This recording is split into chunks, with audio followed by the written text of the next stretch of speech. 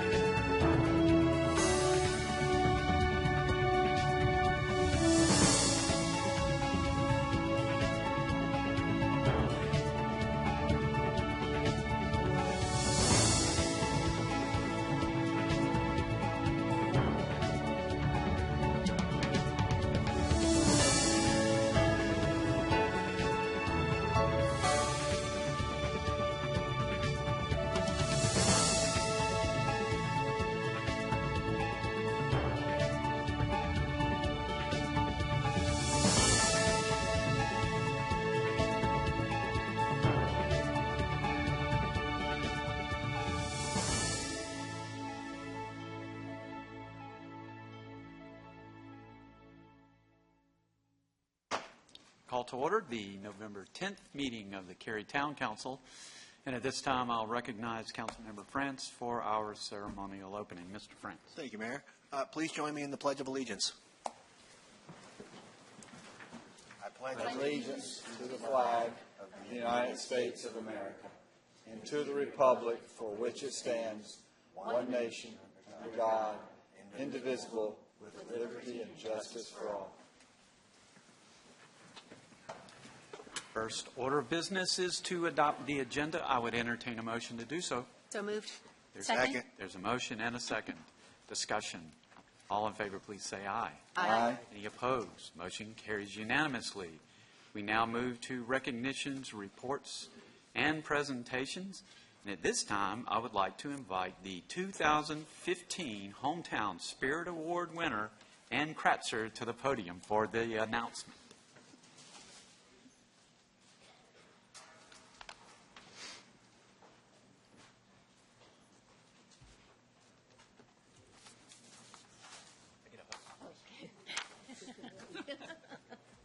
You're going to open that in just a second. Each November, the council is privileged with the honor of recognizing the Hometown Spirit Award winner and recognizing the Hometown Spirit Award nominees. We have 3 outstanding individuals this year, well-deserving of the nominee. And at this time, I would recognize them and ask them to stand so that we can all recognize them. Our nominees are Debbie Dillon, Sarah Martin, and Sheila Ogle. Could you please stand?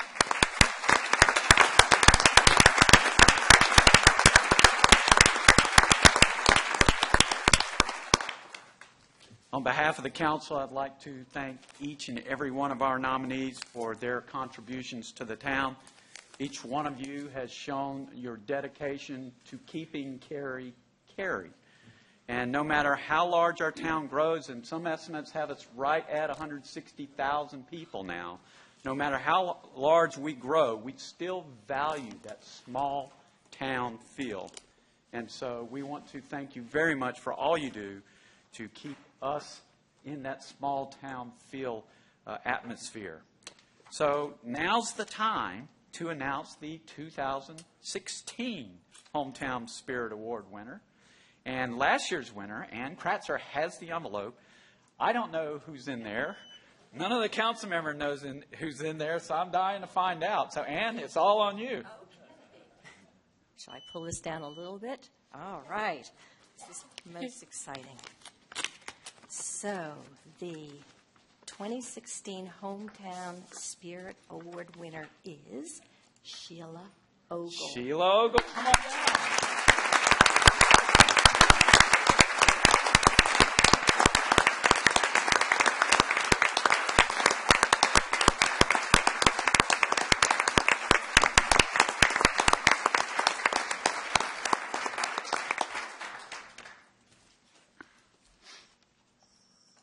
I see people with cameras going both directions, so I don't know.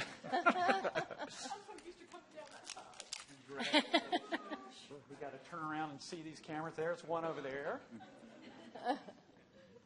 And let's turn around over here.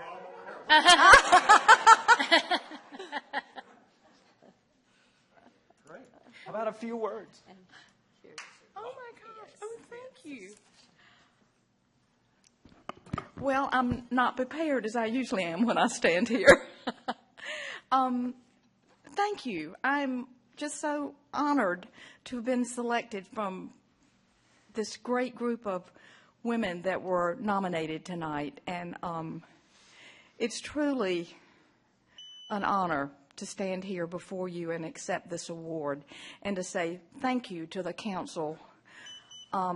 We wouldn't be the great town that we are without you, the council members that have stood up and fought for all of us, for all of the good things that happen in Cary. We as citizens just get to enjoy it. And so thank you, and thank you for this award. And I just am humbled for it, so thank you.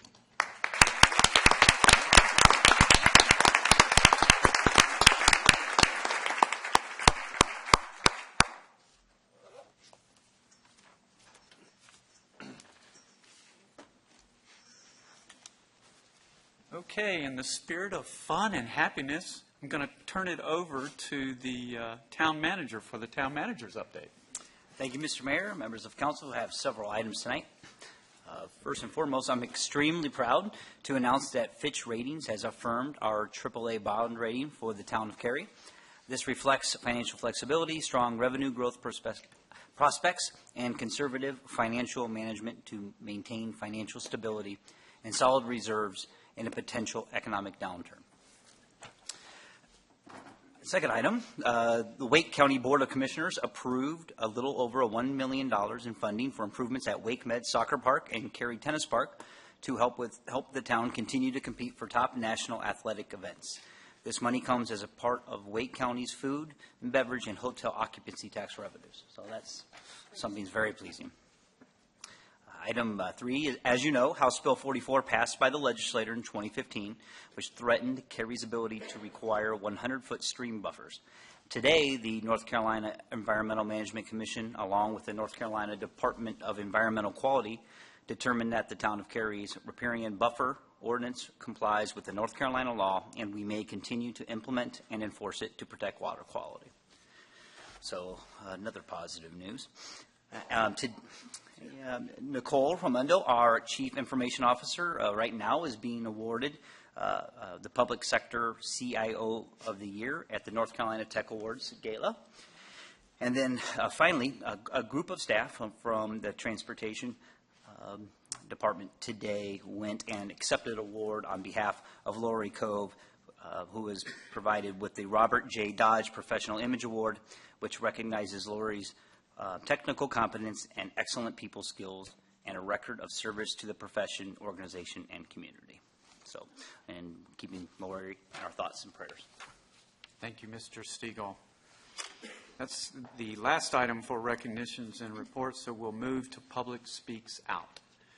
Our next agenda item, Public Speaks Out, has included instructions for speaking at this forum on the printed agenda. And if you would like to speak at Public Speaks Out, I would ask that you take a seat into the rows to my right that are shown as reserved and follow the instructions on the agenda.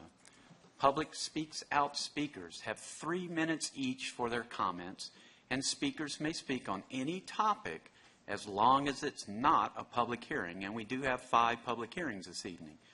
There's a 3-minute time limit, and I will strictly enforce the 3-minute time limit. There's a timer located on the podium. And when the green light turns yellow, that means you have 30 seconds remaining. And when the yellow light turns into a flashing red light, that is the time I will interrupt you and ask you to immediately conclude your comments. Not trying to be rude, but trying to be fair. I thank all of our speakers in advance for adhering to the 3-minute time limit. There's also a 1-hour time limit for Public Speaks Out.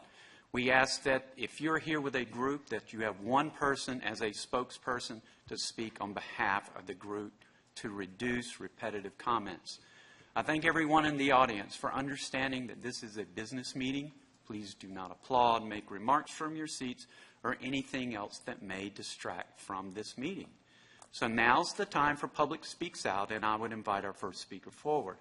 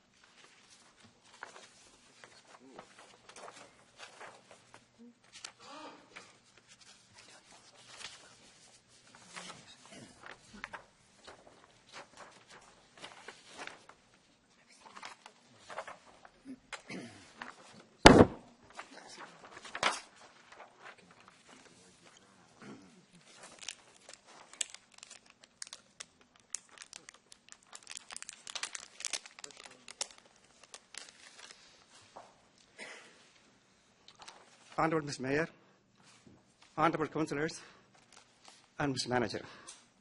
Good evening. My name is Ram Basham. I thank you for the opportunity to provide my input today.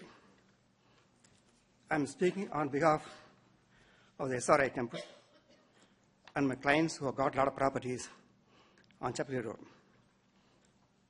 Basically, we are talking Chapel Hill Road between Cary Parkway and Maynard Road. We feel there should be a 4-lane and not a 6-lane. So basically, we have currently 2 lanes. So we would love to see 4 lanes plus a turning lane instead of 6 lane. Attached, I gave you all of you a sketch map of the what's called.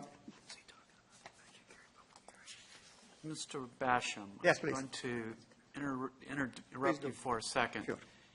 If you're talking about the 6 lanes that are proposed on the Imagine Cary, the Yes. Imagine Cary is a public hearing, and you will have the opportunity to speak at that time on this topic if you're talking about Imagine Cary. Yes. And instead of 3 minutes, you'll have 5. So it'd probably be in your best interest to wait at that time. By the way, I was told I can come and give it today. Yes. And that's why I came. It'll be later in the meeting. Just later in the meeting. Oh, I see. That's fine. So probably in 15 minutes? That'll be fine. Maybe? That'll be fine. Maybe sooner than that. That'll be fine. So that gives a chance for you to take a look at it in the meantime. There you go. Okay. Great I match. thank you. Thank you, Mr. Basham. Next speaker for Public Speaks Out.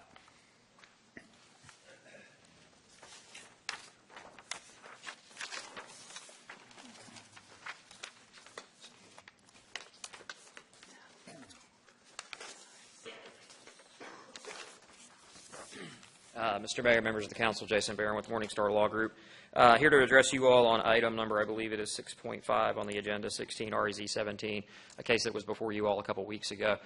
Since the last time that case was here, we provided the town with additional information related to a potential layout associated with that property to attempt to address concerns related to sense of place and how the site was going to fit in with the surrounding and the context. And I just want to let the council know that due to the time constraints associated with how the town receives conditions associated with the zoning, we didn't have the opportunity to actually formally submit additional conditions, but we would be happy to offer conditions tonight that could come back in a couple of weeks. Those conditions would be committing that the 40 units proposed for that case would be included in no less than 9 buildings. That's an attempt to ensure that there's not vast expanses of like 6-unit townhomes that helps break the site up.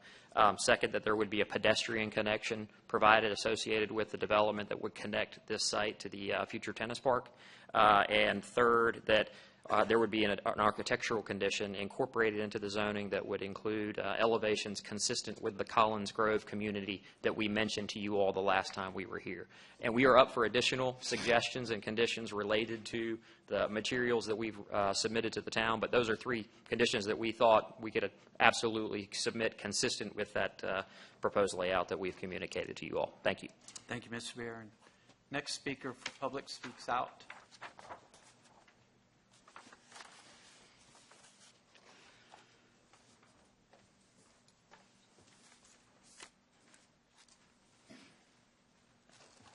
Mayor and members of the council, my name's Tom Beebe. I'm with Cal Atlantic Homes, but I'm here really on more of a personal note. I've been a resident of Cary for over 50 years. I finished high school in Cary in 1969, a long time ago. Kildare Farm was a farm, the mall was a field, Maynard Road wasn't complete, and it was the absolute outer loop of Cary at the time. I've practiced law here. I've been in the real estate development business here.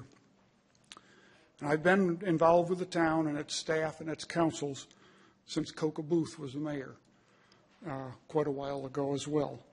I take great pride in Cary, and I'm thankful I've lived here for these last 50 years. In that regard, I've always tried to do a good and honest job, quality developments and homes, ones that I can be proud of. My dad told me one time, son, you get in bed with a snake and you're going to get bit. The best protection you can have in business is not a contract, but rather to do business with people you can trust. I hope that over the past years, you as a council have learned that you can trust me and Cal Atlantic Homes. We have always tried to work with you in any way we can to develop communities that both you and I can be proud of. And that is what we intend to do on the Mills property. Our traffic, I think, is a non-issue. The other concerns are site plan issues that we can deal with, and we will deal with. I'll give you my word that we will do our best to deal with those at site plan. I'm prepared to stand behind this, just as I have on all of our other projects. I hope that you'll stand with me when you decide on this zoning tonight. Thank you. Thank you, Mr. Beebe. Next speaker, please.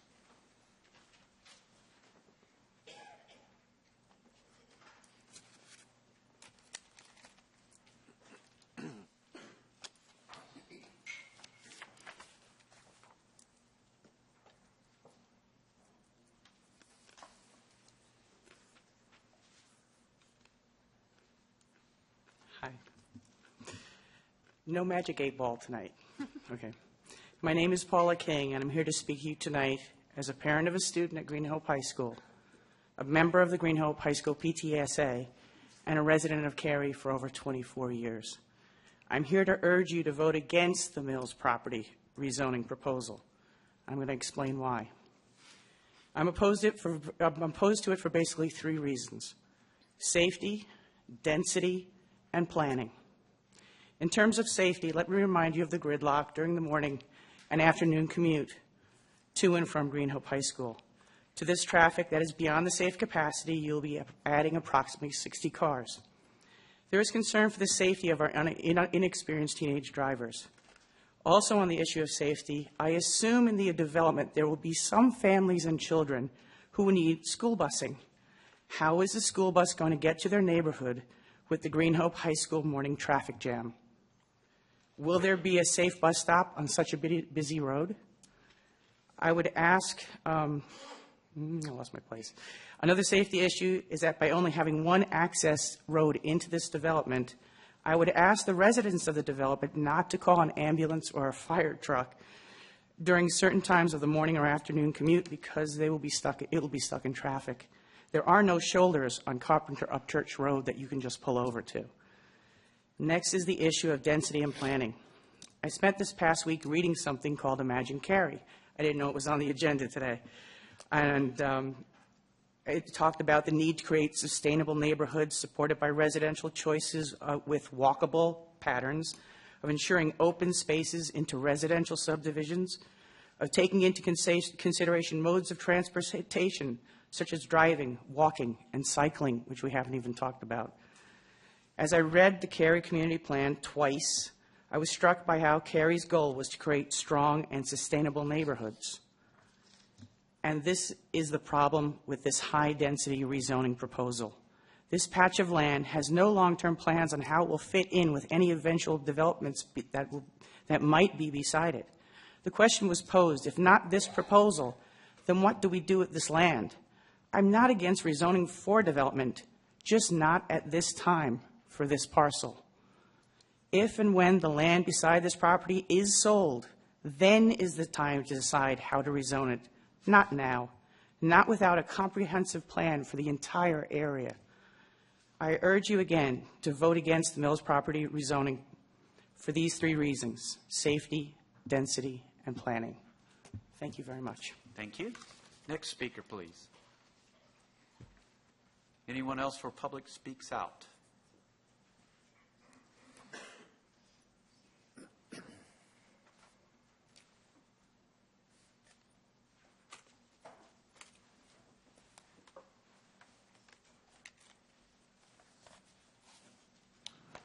Good evening. My name is Russell Killen. I'm with Parker Poe. I'm here tonight on behalf of Columbia Development, and I will be very brief. I want to address item 6.4 on your agenda, which is the Eastern Gateway Plan, which is up for discussion. Before that, I also want to give you just a brief update on where we are. I know you haven't heard much from us, but we've been working hard. We've retained an architect from Atlanta that specializes in high-end mixed-use projects. We are working with Denise Dickens and others to really create the gateway that we've heard from council you're looking for this, so we can incorporate public art both as part of the gateway and really throughout the project. So that's the update. With respect to item 6.4, there's one item we noticed in reviewing the Eastern Gateway Plan that looked like it was either omitted or there was a communication error, because the height there is listed in the last bullet point on page 125 of 5 to 15 stories. And that's fine for office. We agree with that for office, and that's really what we thought that was. But there's also a mixed-use component to this. And for mixed-use heights, you're usually looking at 3 to 4 stories. In fact, if you look at the pictures on the page, they show mixed use of 3 to 4 stories. And so what we would ask is that tonight when that comes up, that height be reduced to 3 stories, so it's 3 to 15 stories. Or if you want to do something to keep the higher height with the office and reduce it for the mixed use, that would be equally acceptable. But we would ask that the council address that tonight. Thank you. Thank you. Next speaker, please. Anyone else for Public Speaks Out? Seeing no one, we'll close Public Speaks Out and move to the consent agenda. This is item 4. For the benefit of people watching our meeting on TV, I'll take a moment to review all of the consent agenda items. One vote approves all of the consent agenda items. On the consent agenda, we have minutes of October 27th, regular town council meeting, preliminary resolution for issuing revenue bonds, 16A19 Tompkins Moss Lenthium annexation, 16A15 Boss Construction Company annexation, 16A18 Patra Pesur annexation, 16A20 Kathleen Herndon Revocable Trust annexation, Police Substation 3 upfit, status report of Town ADA transition plan, amending the Memorandum of Understanding with Wake County for the downtown library and parking deck, Guernsey Trail and Hereford Lane right-of-way closing. Would council members like any of these items pulled for discussion? If not, I would entertain a motion to approve the consent agenda. So moved in its entirety. Second. There's a motion and a second. Discussion. All in favor, please say aye. Aye. Any opposed? Motion carries unanimously. We now move to public hearings. This is item 5 on your agenda. Same rules apply for public hearings that applied for Public Speaks Out, except for one exception. Speakers now have 5 minutes for their comments instead of 3.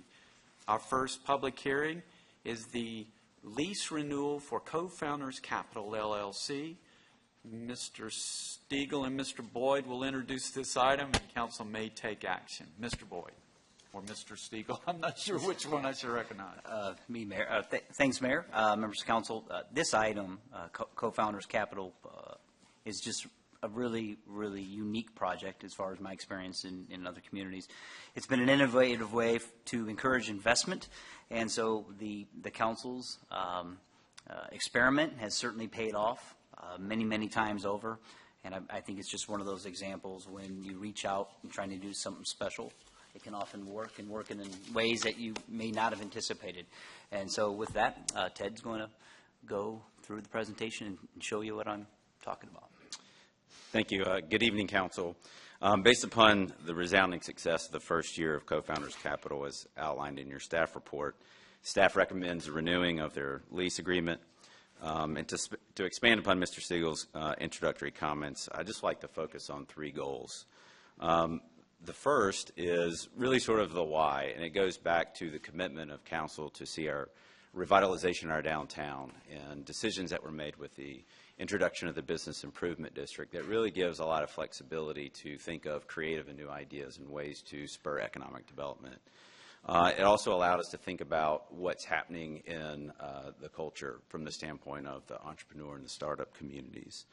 And it created this way for me to be able to work with our Vice President of Economic Development with the Chamber, Kyle Greer, to think about what are the ways that we can collaborate, see what is this hole in this gap in the entrepreneur and the startup space, and really say what is it that we do that is unique to Cary. You know, it's happening in other communities. We don't want to do this for the sake of just being like everyone else, but what can we do that was authentic to who we were? And that really led us to our really someone in our back door, which was David Gardner, and the collaboration of this idea, which you all approved as sort of this first year. And so I'd like to be able to just show what the requirements were and how they met those within that.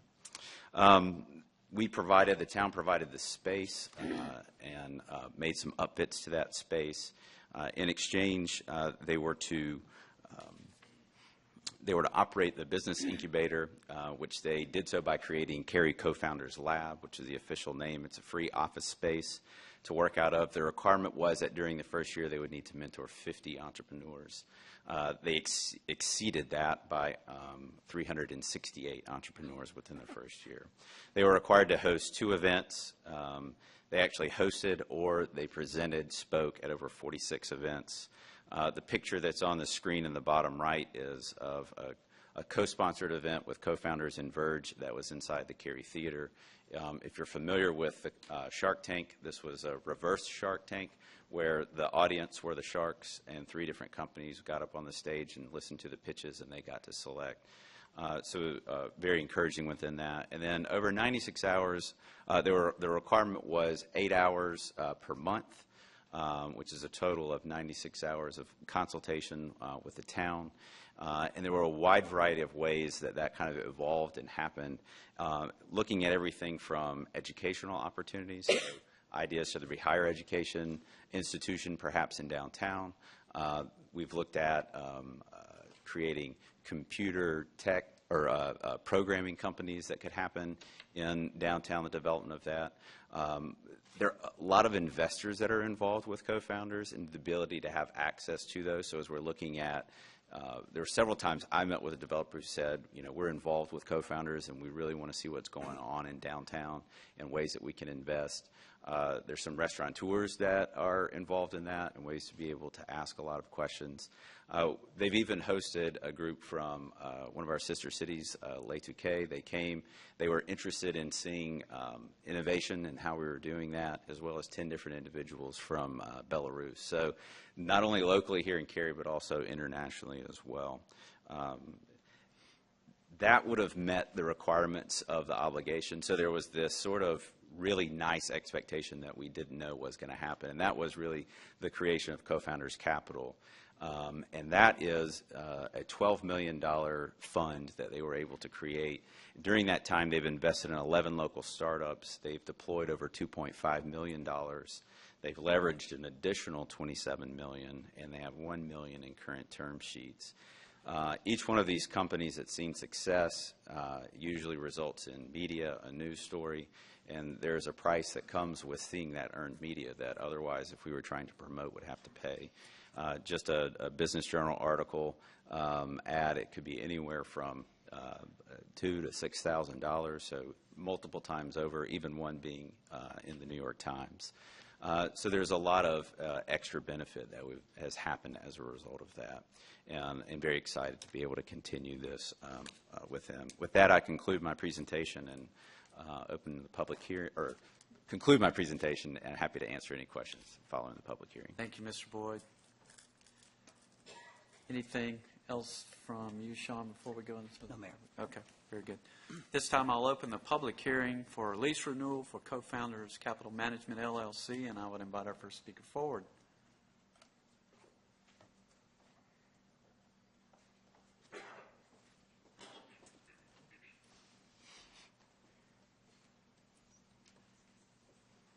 Good evening, Mr. Mayor, council members. My name is Tim McLaughlin. I'm a partner at Co-Founders Capital. I work with David Gardner,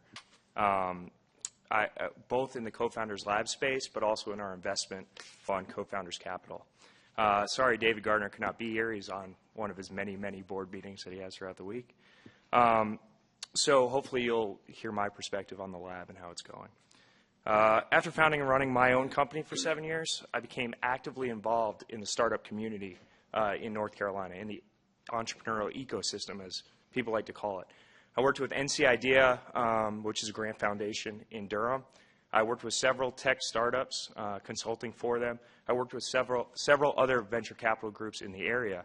And there were two real consistencies. One was every meeting I was in, people would say, whether it was investors, entrepreneurs, what would David Gardner think of this process? Would he like this idea? Would he invest in this idea? How do I get in front of him? And it was really difficult to figure out the way or the method to get in front of him. The other thing I heard was that the meetings would be in Raleigh, the meetings would be in Durham, the meetings would be over at the Frontier in RTP. But I never heard any meetings while I was through that whole process say, let's go to Cary, let's have this meeting in Cary. And I'm really proud to say that we've really flipped the script on that so far. With the Co-Founders Lab that we have, we meet with tons of entrepreneurs. Everybody's welcome to come and talk with myself, talk with David, and get some advice and mentoring on their startup, and that's been great. The other thing is we've been able to attract a lot of people to Cary, a lot of entrepreneurs, a lot of investors, a lot of these meetings that we have. And this is no joke. I'm not exaggerating when I say this, over the next 7 days I checked our schedule. We have 5 entrepreneurial meetups, investors meetups, and each one of them have over 25, 30 people, and we'll be hosting all of them. And that's in 7 days. So you can see how we're kind of bringing people to this area. What entrepreneurs really need, more than money, is they need a place to go. They need a sounding board. They need people they can trust. They need people there that have made mistakes, that have done things really well, and that's what David, and to some extent myself, are able to provide. Making that early mistake when you're an entrepreneur, it could be the difference between your company making it or not making it. And being able to pop in down the hall or across the office and ask David his advice on this stuff is really influential to these companies. So we meet with companies. We give them ongoing advice for free all the time. Ted pointed out some of the numbers that we had. Many stay and work out of our lab, build their companies, and grow out of that. Some of those companies get to the point where they're investable. We look at them, and from our Co-Founders Capital hat, we say, this company now needs to grow. They're ready to hire. They're ready to pour money into marketing. They're ready to pour money into manufacturing even sometimes, and they're ready to grow. And, the numbers that Ted put up, I guess, are over the last year, but now we're closer to around $4 million in investments that we've made, pretty close to that at this point, into 12 companies. 9 of those companies are in the triangle, and 5 of them currently, right now, are working out of our lab. And their teams have grown from 5 solo entrepreneurs to now over 20 people that are there working out of our lab on a regular basis. So we're really excited to keep that going, and really what fuels that is the entrepreneurs that will come into our space through the Co-Founders Lab and say, hey, here's our idea. What do we do with it? How do we build this business? So I really would like to thank the council for their support so far, and we really look forward to working together in the future. So thank you very much. Thank you. Next speaker.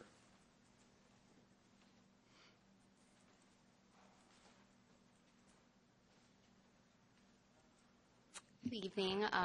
Thank you for having us here tonight and really giving me this opportunity to speak about my experience with Co-Founders Lab as well as Co-Founders Capital. My name is Monica Wood, and I am a local entrepreneur and the CEO of Mix and co-founder. I lived in Cary the last 9 years, and I've lived in North Carolina the last 12 years. I was drawn to Cary because of the high quality of life we are lucky to have here. We have good schools, we have safe neighborhoods, we have walking and biking trails, just to name a few of the amazing perks. I'm the proud mother of 3 amazing kids who are currently attending Cary Public Schools, Cary Elementary and East Cary Middle School. And I am also an engaged community member. I am entering my 4th year as being a Town of Cary boys basketball coach. So needless to say, I really love living in Cary. In my previous career positions, I worked in management and technology for startups. I worked at Living Social and Max Point. And when I was at Living Social, I actually had to travel 4 days a week, 3 weeks a month to the headquarters. I am proud to say that I now get to start my company and headquarter it here in North Carolina in Cary, 1.5 miles from where I live. Some quick background on my company. As a busy mother of 3 wonderful kids, I understand the struggle of getting healthy dinners on the table for my family, and that's why I founded Mix.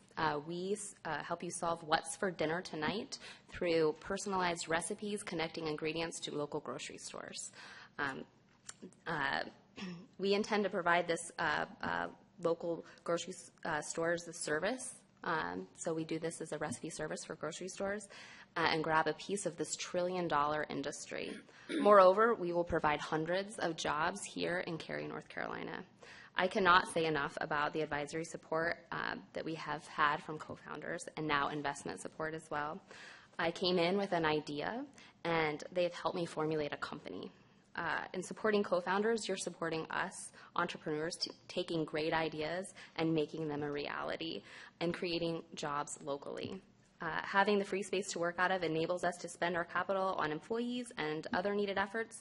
However, the monetary value of the advice from David Gardner and Tim McLaughlin and the 77 other investors in their fund far outweighs the free space to work in. Just a few more notes that I have.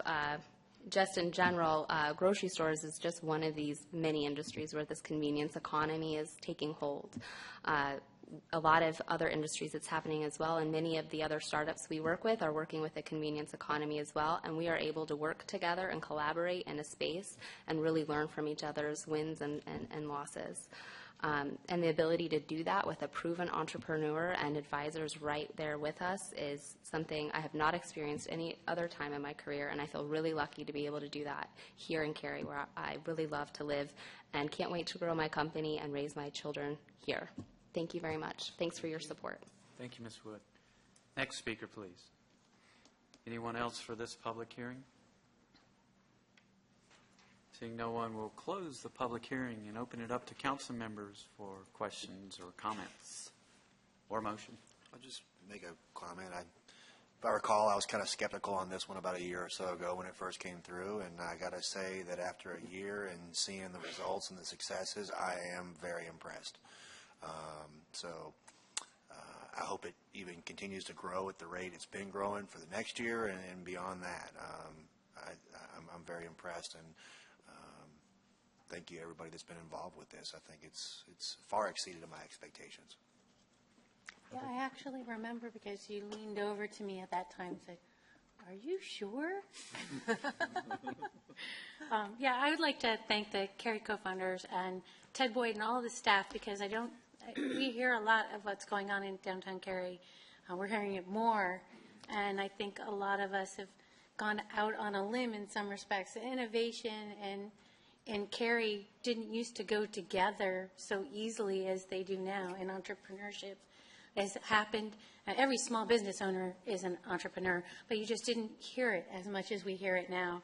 And I think that one of the great things that's happened because of this is now that Co-Founders is downtown, and the Cary Theater is downtown, and we have Brew, and we have the pharmacy, and we have Bond Brothers, and please, if I didn't mention your business, don't feel left out. But now that that's happening, we have beneficial collisions happening that are spurring innovation. So I think that the location is perfect. I think, Ted, you and staff did a great job on the staff report. I'm a metrics person, so I really appreciate all the detail, because in this world, I think what we needed to see was that this was really going to work so that we could possibly renew this lease. So I guess I'll make a motion that we move forward with the lease renewal for Co-Founders Capital Management. Second. There's a motion and a second. Discussion. May I clarify, Mayor, that Yes. there's a resolution to adopt to effect that, to approve the lease, so.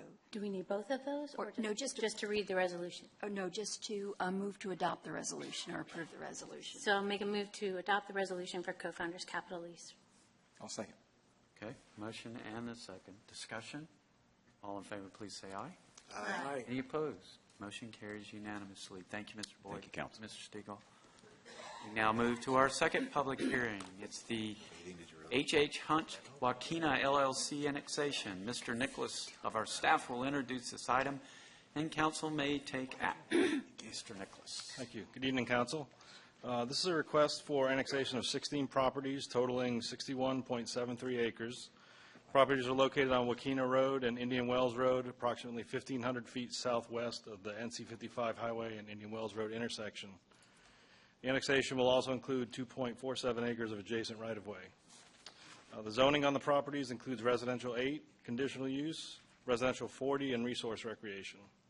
The request is associated with subdivision plan 15 SB 22, which proposes a total of 115 lots for single-family detached residential. And that concludes the presentation. Thank you, Mr. Nicholas. This time is the public hearing for H.H. Hunt Joaquina LLC annexation, and I would invite our first speaker forward.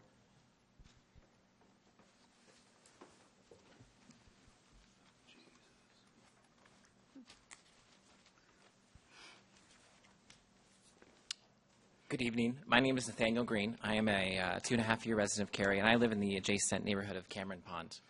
I'm here to talk to you tonight for something I'd just like you to consider as you consider the approval of this area. First, I am actually very excited. I am excited for northwestern Cary, for our area. I can tell you, having lived there the last 2.5 years, it really feels like our area of town is starting to feel more like Cary. Our medians have been planted. So we've seen sidewalks finished, we've seen stoplights go in, and I wanted to share that excitement and hopefully capture your imagination a little bit tonight with what could be possible in this specific area. In the handout, I just took what's available online, the Cary Interactive Development Map, and I put no extra shading except for where a potential park, the Cameron Pond Park, could go. All the other shadings are developments that are either in review, approved, or before you tonight. And mainly that's the Joaquina Hills subdivision plan, as I understand it. Just to total the total numbers here. For example, in the proposed development, Joaquina Hills, you have 115 residential lots. And just to the north, you have Indian Wells, you have 70 lots. To the east, you have Blakely with 57 townhomes and 80 single-family lots. At Sedgefield, 73 lots. Friars Gate, Phase 5, and Phases 3 and 4, you have 37 and 72 lots, respectively. So directly south of Carpenter Fire Station Road, you have, combined with Panther Creek Residential, which is 190 townhomes and 17 lots, as well as that Howard property, which is 17 lots. So altogether, in the near future, we have 526 lots, 247 townhomes, all new properties coming in, and that's not including what's already existing there.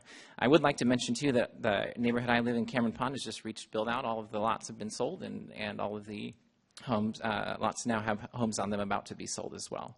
So I'm excited because there's such a massive development in our area. And I'm also excited because we have funds programmed for various projects in our area, namely Mills Park, which is part of our 2012 community bonds effort, the extension of the Panther Creek Greenway to just the western edge of Cameron Pond. It doesn't quite meet the rest of these developments, but could. And we also, in the last fiscal year budget, we made a motion to, I want to get the semantics right, we are programming funding for the building of Morris Branch Park, which is a little bit northwest of this area. So as we consider this, I just want to, I ask you to pay special attention to all of these developments in particular because they all share one feature. They're in between 540 and NC 55. On the opposite side of the handout that I showed you, I took 2 pictures today. And this is the bridge that goes across 540. And I took these pictures because the residents of this future development, should they want to be able to walk to a park, are going to be walking across this bridge. And I've walked across this bridge. I have a 4.5-year-old and a 18-month-old, so I'm quite a large stroller. And it's a 45-mile-an-hour road, and it feels pretty unsafe going across that. And so for all the residents of this area to be able to walk to a park, we would need a greenway. And there are plans for a greenway, and we can get there. But I hope that in the future we really consider the barriers and the constraints that are there, and hope that we plan appropriately for future facilities and things that may be there.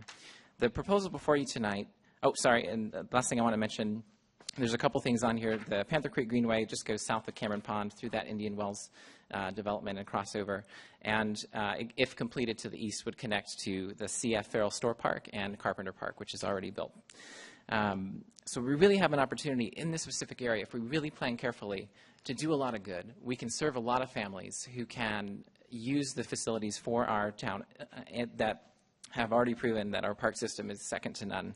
We can extend that park system to this area of northwestern Cary further, and specifically, I include that Cameron Pond Park on there just because it's really central to all these new developments. And I think if we found some way to find funding for that in the future, I think it would really serve a lot of families. Thank you for the time tonight. I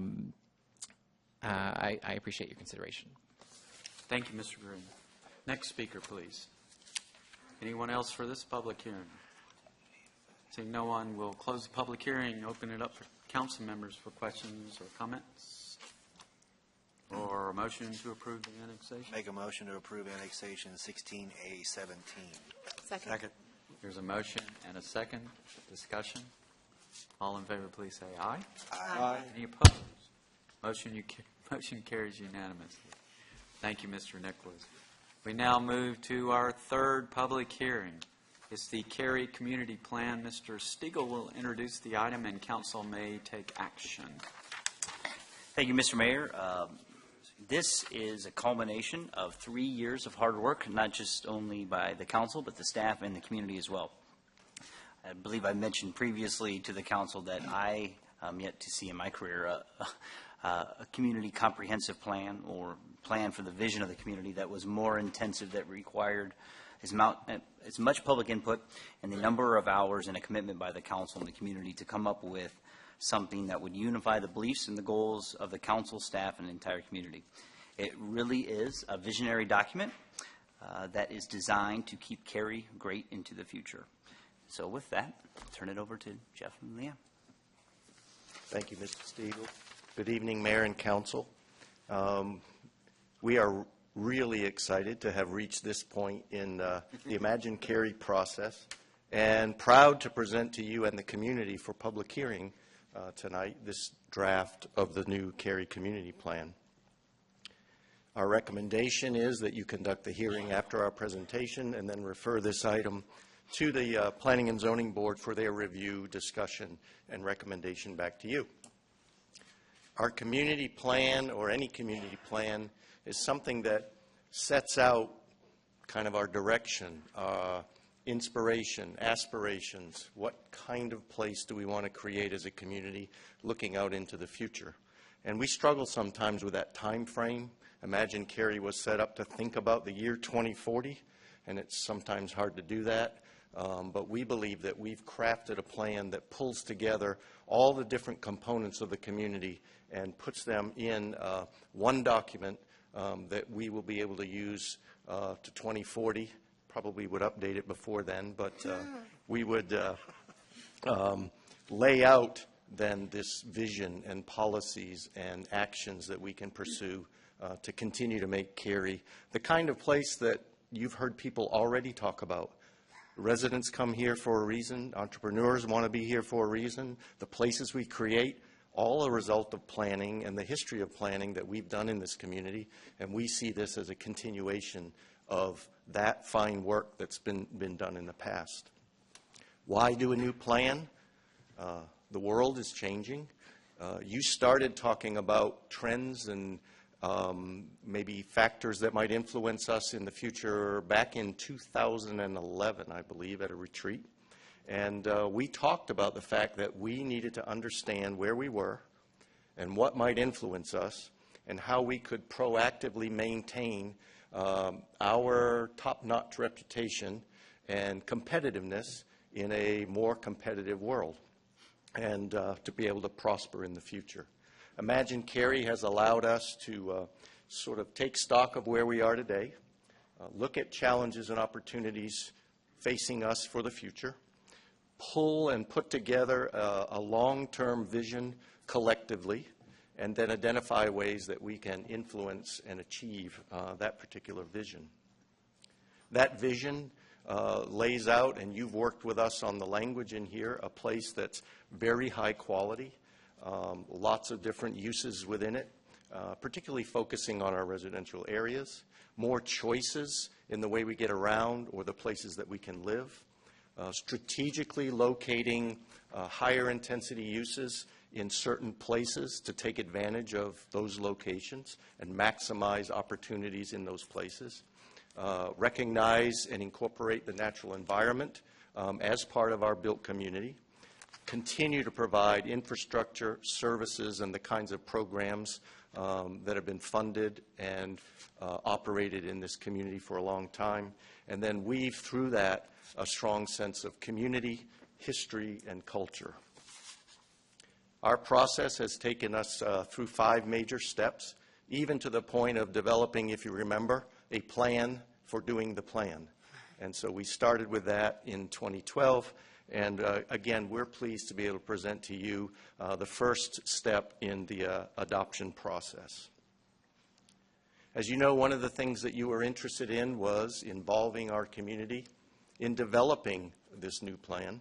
And as you know, we've had dozens of workshops, open houses, area conversations, roundtables, meetings, etc. We've received thousands of comments, ideas, and suggestions, from beginning with what do we want our community to be, to then commentary on actions we could take in order to get there. We've used both in-person and web-based online engagement programs to be able to reach more folks in our community. And we've utilized a variety of techniques where folks could give us their feedback and comments. To guide the effort, we established a number of groups, including a huge interdisciplinary staff team within Town Hall, a staff consultant core team with Ms. King leading that charge. You appointed a committee for the future who met officially 24 times in the course of this process. Those were just their meetings, but they were also involved in helping plan for and participate in all the various other meetings and open houses that we had. We had a subgroup, the Transportation Advisory Group, focusing on that element of the plan because we were updating our transportation plan as part of Imagine Cary. And then you yourselves have had numerous meetings, maybe more than you wanted to have with us, on developing this draft plan. So we put that in terms of numbers. Mr. Stiegel asked, can you translate that into hours? So you see on the screen our estimate of what our staff team has committed to this project, what the consultant team has lent to the effort, the community involvement from the appointed and special committees, and then you. So I think we're over 40,000 hours total in working through this Imagine Cary process. Monumental, but we're pretty satisfied with the way that we've involved many, many people in developing the plan. So with that, I'll turn it over to Leanne, and she will walk through the components of the plan. Thanks, Jeff. Good evening, council members. So good to be here tonight. I'm very excited. This is, in some respects, I feel like this is my baby, and I look forward to seeing this hopefully play out over years to come. Jeff mentioned the charter, the plan for the plan that you undertook back in 2012. And it's good to look back and see where we landed today and kind of reflect on where we started and what we set out to achieve in that charter document. And I think this slide here kind of sums up that approach that we've undertaken, and I think we've been able to succeed in delivering. And that is to kind of take a new, fresh look, to be comprehensive and provide broad guidance community-wide for the town, but to also create a plan that's really flexible and agile to changing conditions and new opportunities, and also fostering kind of innovative ways of achieving plan goals. Part of that is creating a plan that is both policy-based and has a map to kind of help guide in terms of development decisions, and that helps create that flexibility while also providing kind of a clear articulation of what the town expects from future areas as they change, and also providing more detailed guidance for areas where we know that there's change brewing today or that could be in the future, and it's very important that we kind of set out what the expectations are for those areas. Yes. So a lot in this 287-page document. There is a lot of, Jeff mentioned 40,000 hours of committed time really spent here. But we think that all can be kind of summed up in 5 big themes focused on keeping Cary great. The first of those, and a very important one throughout this process, is to really protect what we've created. This plan is not setting out to wholesale change Cary, and that there's a lot to be building upon, and we want to make sure that we're protecting what the town has created and the greatness that it is today. Secondly, to grow and sustain the economy and look at ways that the town could be supporting those types of economic development efforts. Meeting the needs of our changing population, being able to respond to things that are happening in the community and to support those changes. Grow strategically. We may not want to be, it doesn't sound like from all we've heard throughout this process that we want growth everywhere, and we want it to be in strategic locations, and there's a willingness to support growth in those areas, and that we need to balance growth with mobility and services and keep in mind what the implications are in terms of public services that can support those areas. This is a comprehensive plan, so the plan touches on all aspects of community governance, and everything that you all do in terms of making decisions for your communities. We've tried to lay this out in a way that's kind of easily accessible for people. Also, as we've moved through this process, integration of these different policy topics has been really important, and that's something that's been conducted throughout in terms of thinking about policy direction, but also kind of how we articulate the policies in the plan and how they relate to each other. We set out to create one plan. Hopefully it's easy to read. I like to think so. I've read it several times, as you can probably imagine.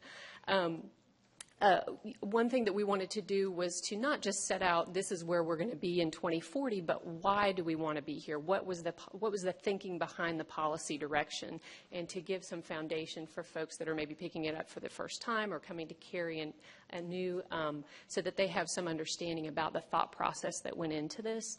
Also articulating the overarching community vision and values, and setting out some really strategic initiatives. While this is a comprehensive plan, the implementation of it is strategic. It's not the laundry list of everything you could do under the sun. It's really focused on what we think is most important in terms of achieving the vision for Cary.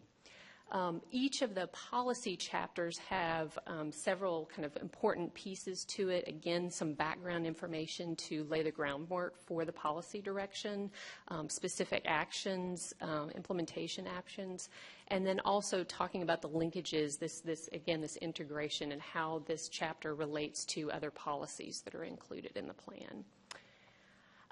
Mentioned the map. The Future Growth Framework map is some of the guidance that the town has for shaping the built environment. The approach for this was to kind of take a fresh look at how this could be done, to create a more strategic and flexible approach to address redevelopment and infill contexts. As much of Cary's land has built out over time, more redevelopment and infill will be occurring and already has been occurring. A new focus on character and performance, and really kind of setting out, again, the expectations for development over time in different areas, Again, that strategic focus in different areas, particularly the destination centers, and that's the most appropriate place for high-intensity uses. Also looking at commercial and employment centers and considering your current activity centers and what makes sense over the course of the future with where those should be located and continued. Broad character-based residential categories that really acknowledge the current pattern of development that you have in your great planned neighborhoods today and opportunities for improving and enhancing those over time. And again, focusing on special planning areas that needed more of a focus. So achieving the vision in the ACT chapter, this is really where all of these different ideas come together in high level and strategic policy initiatives and major actions. And this will be kind of the game book, if you will, for achieving the vision within the plan. And how will the plan be used over time? The intention is that this would be used to help in review of private development applications, both again with the map and the policies providing guidance, when making public decisions about capital investments and public programs, and also to help in developing annual work programs for different town departments. There's a lot of information in here that can help look at what those priorities should be, so that town staff can work with you on an annual basis to identify what those priorities should be. And I'm gonna turn the show back over to Jeff. When we adopt this plan, as we've explained before, that this will replace this list of plans that we have today. I did a little math, and I think the cumulative number of pages at your desk, so 7 times this plan, is less than the pages that we have in our current plans that make up our comprehensive plan. So one of our goals was to collapse and condense, and we believe we've really done that, and yet we're able to express the community's vision, values, goals, objectives at once more sort of this higher level. So our existing plans will go away, including the current area plans that we have. And as mentioned before, the last time our transportation plan was updated was 2008. It was due for an update, and we included it as part of this planning process. As we've said before, you can't look at all the different components of our community and then focus on maybe only one thing like transportation or just housing. So it is intended to be integrated and comprehensive. And then making it happen, this is sort of, while it's a tremendous achievement to get to this point, our work isn't done. This sort of starts the work on achieving the vision. And so together, we're all going to have to continue to work on fleshing out and providing more detail to those initiatives and actions. All of us in Town Hall in different departments are going to need to coordinate as we work together to implement the plan. The primary tool that we would use in sort of the land use and the built environment would continue to be our land development ordinance, or our land use regulations. That's going to need to be updated to reflect the direction and the expectations that we have for development. We hope to be able to monitor our progress and the effectiveness of the plan. How is it doing? What do we need to adjust? What do we need to change in order to keep it fresh? And all of that will continue to entail community involvement and public engagement as we would move forward. So next steps, the Planning and Zoning Board is scheduled to conduct another public hearing on December 19th, and our target is to bring their recommendations to you for consideration and adoption on January 24th. As mentioned before, this has been a huge effort involving many, many different people, ranging from the policy leaders, you sitting at this table, to the various folks that you see listed on the screen. We've worked closely in this effort with the business community and the Chamber of Commerce, and actually develop relationships and connections that we didn't have before. And it's taken a lot of folks to pull this all together. Members of the Committee for the Future are here. Again, they spent, probably started out not really sure what they got themselves into. We told them early on, you may not realize what you're creating until you see it at the end. And in fact, Mrs. Ogle commented on that and said, at the very end, now I get it. Now I understand everything we were all working together on when they see the entire finished product. And this is actually taken earlier today, prior to your public hearing tonight. And this is some of the members of the town staff who devoted all of those many hours working together to be able to create and present to you a draft new community plan. But we couldn't have done it without the involvement of thousands of citizens. And they really came out, participated a lot, appreciated the opportunity to participate, and told us that. They liked having that ability to be able to come and speak and talk to staff. Committee members were enlisted, as you see, running discussion groups, standing at boards during open houses and explaining to citizens, the content of the plan. So we pulled together enlisted an entire army working on Imagine Cary process. And again, we're pleased to present for you for public hearing the new Cary community plan. Mayor, I'll turn it over to you for the public hearing. Thank you, Mr. Olma. Thank you, Leanne. Now's the time for the public hearing for the Cary Community Plan. And first, I would like to invite Mr. Basham back to be our first speaker. And thank you for waiting. It was a little bit longer than 15 minutes. I apologize.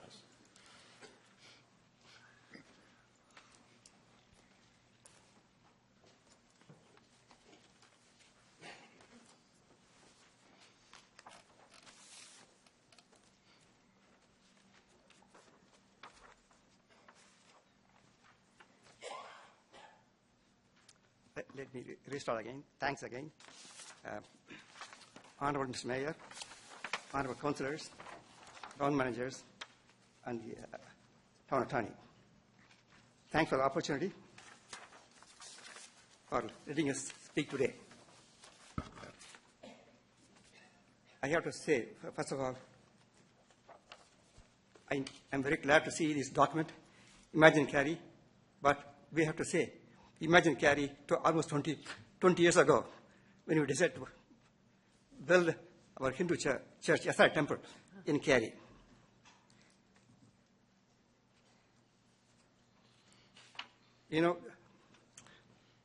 Our SR temple is located where your world plans are showing 6 lanes.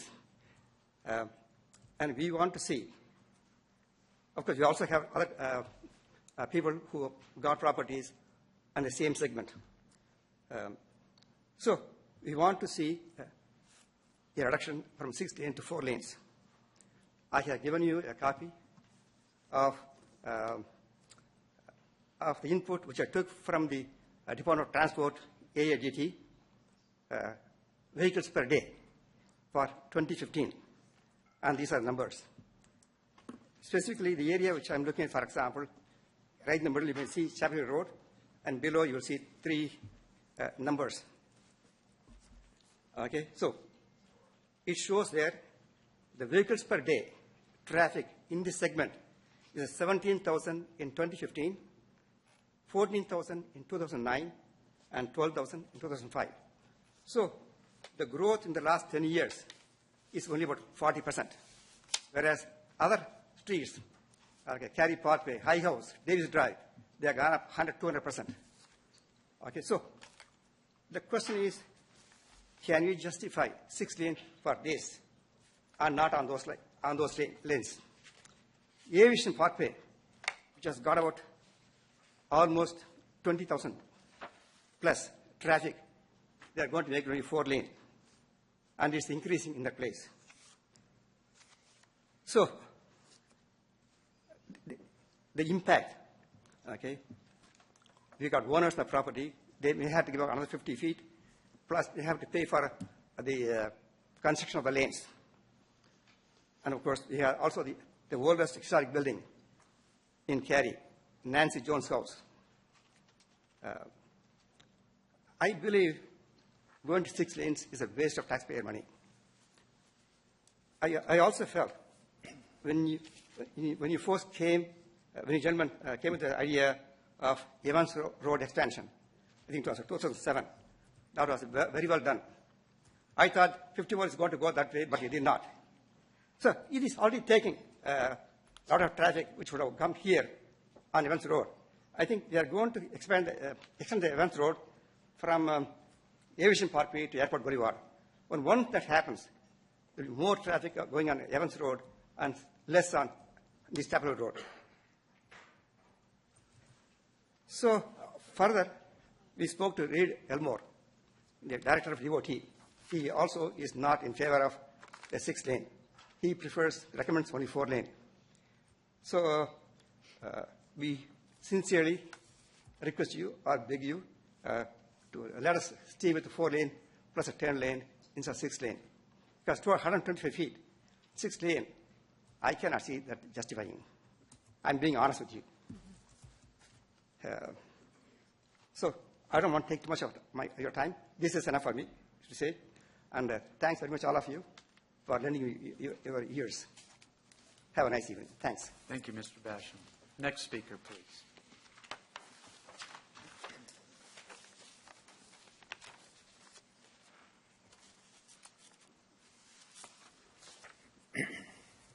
Mr. Mayor, mayors, members of the council, I'm Barry Mitch at 108 Canberra Court, and I'm honored to be the chair of the Cary Chamber of Commerce Board of Directors.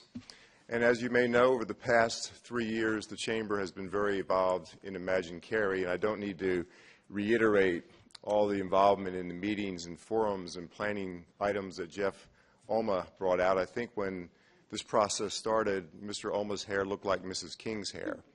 And this is, he's lost a few since that time. But this has been an exceptionally thorough process, and we congratulate the council and the staff for the product that they have produced. And I just want to say that our board of directors unanimously supports this plan, and we look forward to working with the town staff and with the town council over the next 25 years to see its implementation. And I also want to thank the mayor and the council for your continued partnership in economic development. We think this is the best place to live in the country, and this plan is going to take us forward for the next 25 years. And again, congratulations to the town and the staff for putting together a fabulous product. Thank you. Thank you, Mr. Mitch. Next speaker, please.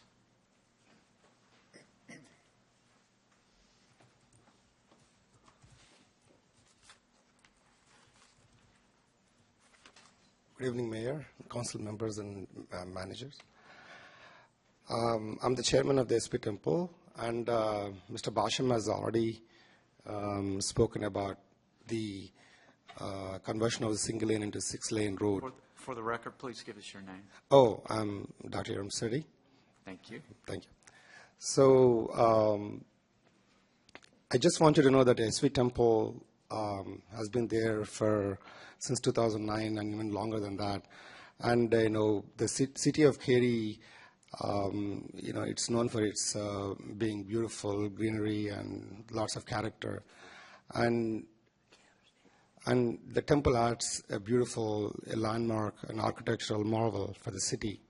And we have 2,000 members in the temple, and we have about 10,000 devotees come from all over to visit. And the land is deadlocked. We have a railway road track on the other side, and making it a 6-lane there, plus the turning lanes, 8 lanes, is going to be really cutting to our land. And our strategic plans will be hurt in the process.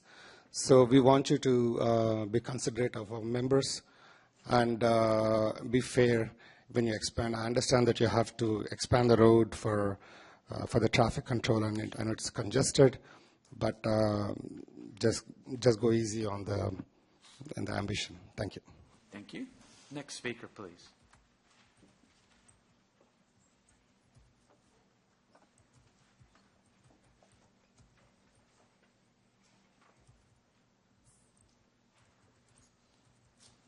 Good evening, Mayor and Town Council. My name is Julia Rudy, and I am one of the members on the Committee for the Future. I would like to speak tonight in regards to the Cary Community Plan. I personally have been humbled to have had the opportunity to have served with the diverse and wonderful group of citizens, business owners, and individuals in the development and real estate industry that comprised the Committee for the Future. Tonight, as a member for the Committee of the Future, I am speaking to express my support for the Cary Community Plan. The Cary Community Plan is almost 4 years in the making, and it is definitely not a rushed plan. As previously discussed, the community involvement has been the pillar of the plan for the Committee for the Future, and the Committee for the Future has helped and assisted along the way.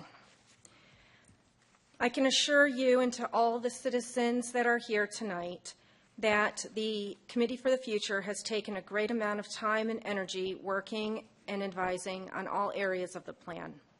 Let me also take a moment to give kudos and thanks to a few individuals and groups. In addition to the Town Council, to all of you and to the Mayor for your guidance, and I believe especially one of the most important parts is the diverse group that represented the Committee for the Future, which I can attest made for lively discussions, but they were all extremely constructive discussions. I would like to express my gratitude to the Committee for the Future's co-chairs, Lewis Eldridge, who is here tonight, and also to Ron Runyon. I would be remiss if I did not include the gratitude to the staff and consultants, and I'm assured that the other Committee for the Future members would feel the same way. Staff and consultants worked with the committee, and they helped answer the questions of the committee on issues that ranged across the gamut. Again, I support the Cary Community Plan tonight, as it is an extremely well thought out, well-reasoned plan that had community involvement every step of the way. Thank you. Thank you. Next speaker, please.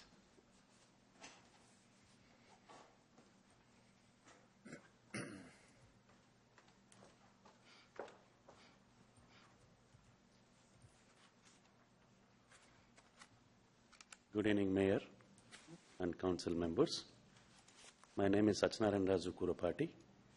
I'm a SV Temple trustee. Today, we are here to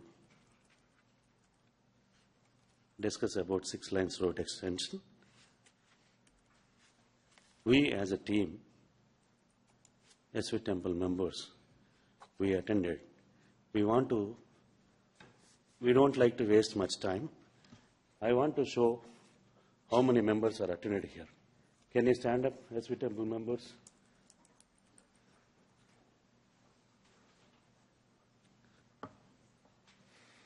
Thank you. I want to mention one thing is here. We are excited to see 4-lane road. It really requires, as Basham Garu and our chairman explained, that road is not required 6 lanes. That is only request. Please expand until 4 lanes. And Cary is a great city in the country. It is multi-integration town in the country. We request, our property is very, very important for our next generation, and we have a less land there. Please consider our request and expand until 4 lanes. Thank you. Thank you. Next speaker, please.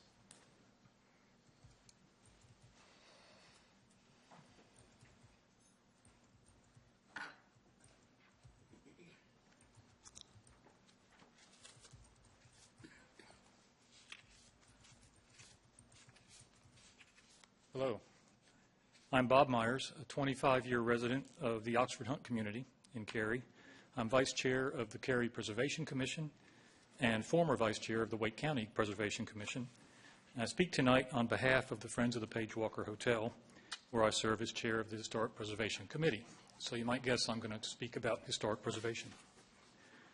I would first like to commend the Committee for the Future, Clarion Associates, the town staff, town council, and the countless citizens of Cary who committed their time, effort, and expertise to the development of this plan. It is truly a first-class document done the Cary way. I'm particularly pleased with the way the committee and consultants have addressed the desire of the citizens of Cary to preserve their cultural heritage and historic resources. Throughout the document, this need to retain the uniqueness and character of Cary is well balanced with the need to encourage vitality and quality development. I ask that you adopt this plan. Of course, it is important that we proceed expeditiously with the necessary policy and ordinance changes required to implement the plan. Saying that, I suggest that you consider the plan upon adoption as public and private projects come before you. I hope that the development community will consider the plan immediately as well. A case in point is the proposed development at Chatham and Harrison. The plan clearly describes the expectations of the community in terms of infill development adjacent to historically significant structures, in this case the Ivy Ellington House and the historic Chatham Street commercial corridor. The proposed project is not in keeping with the expectations of the community. Please keep in mind that Cary's historic resources are not limited to the National Register districts. They are not limited to Academy Street. As Cary has expanded, it has incorporated the cultural heritage of neighborhoods, communities, and family farms along the way. As a result, there are more than 300 identified and surveyed resources scattered across our planning jurisdiction. I appreciate the significant investment that you have already made to the benefit of the citizens of Cary through the purchase and rehabilitation of historic resources. The Page Walker Arts and History Center will celebrate 25 years of serving the citizens of Cary early next year. The Cary Arts Center and Cary Theater are also enjoyed by scores of residents throughout the year. Several other properties have likewise been procured and stabilized for future benefit. I ask that you continue this investment as more of our treasured resources are threatened.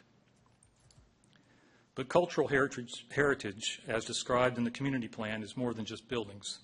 We must preserve and celebrate the history of our people, their accomplishments, religions, nationalities.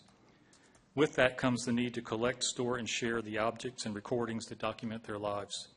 I ask that you address these plan goals through the improvement of archival storage space and through the expansion of the Cary Heritage Museum. I thank you for your time and look forward to the adoption of the Cary Community Plan. Thank you, Mr. Myers. Next speaker, please.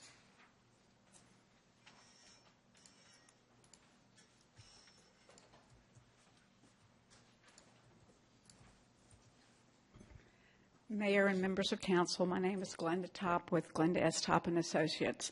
First, I want to commend the town on the commitment made to undertake such an important task as updating the town's comprehensive growth plan.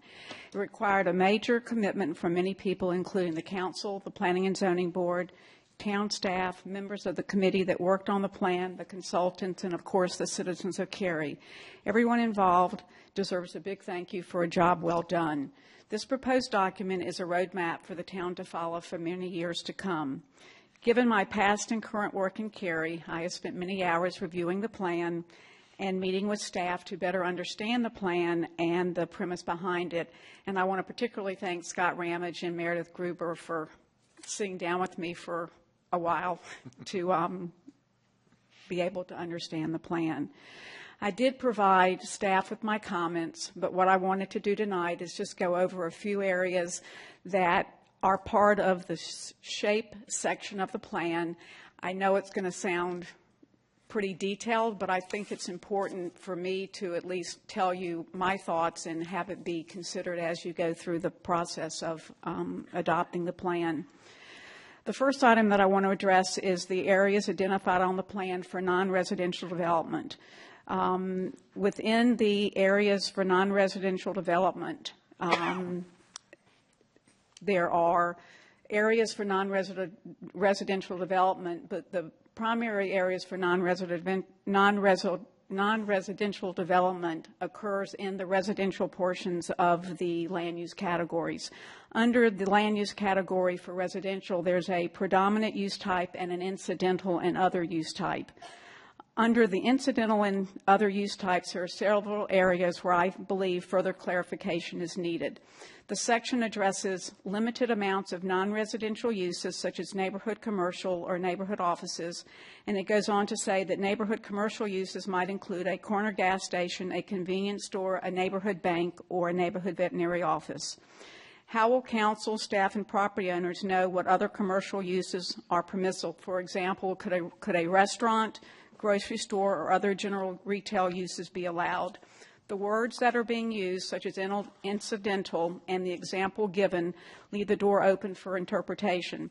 I suggest that the section of the plan called use types be further clarified to define what exactly is meant by the incidental and other use type category. Item 2, another item under the incidental and other use types is non-residential uses that are located adjacent to the edges of residential areas, usually on thoroughfares and major intersections on sites of only a few acres or less. One question I have is, what is a few acres? Also, should acreage be the only criteria considered?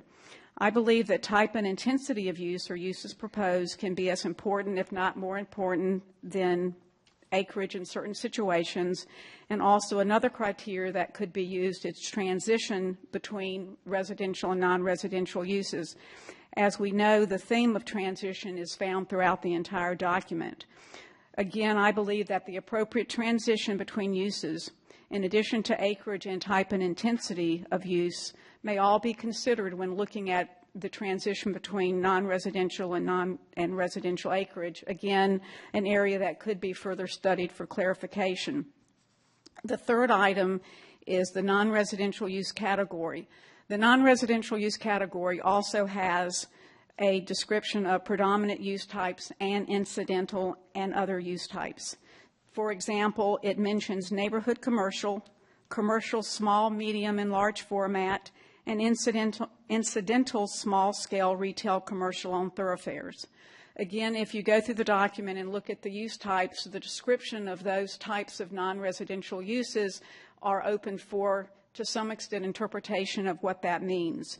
So for a small or medium format commercial, are we talking about square footage, height of buildings? What exactly are we talking about?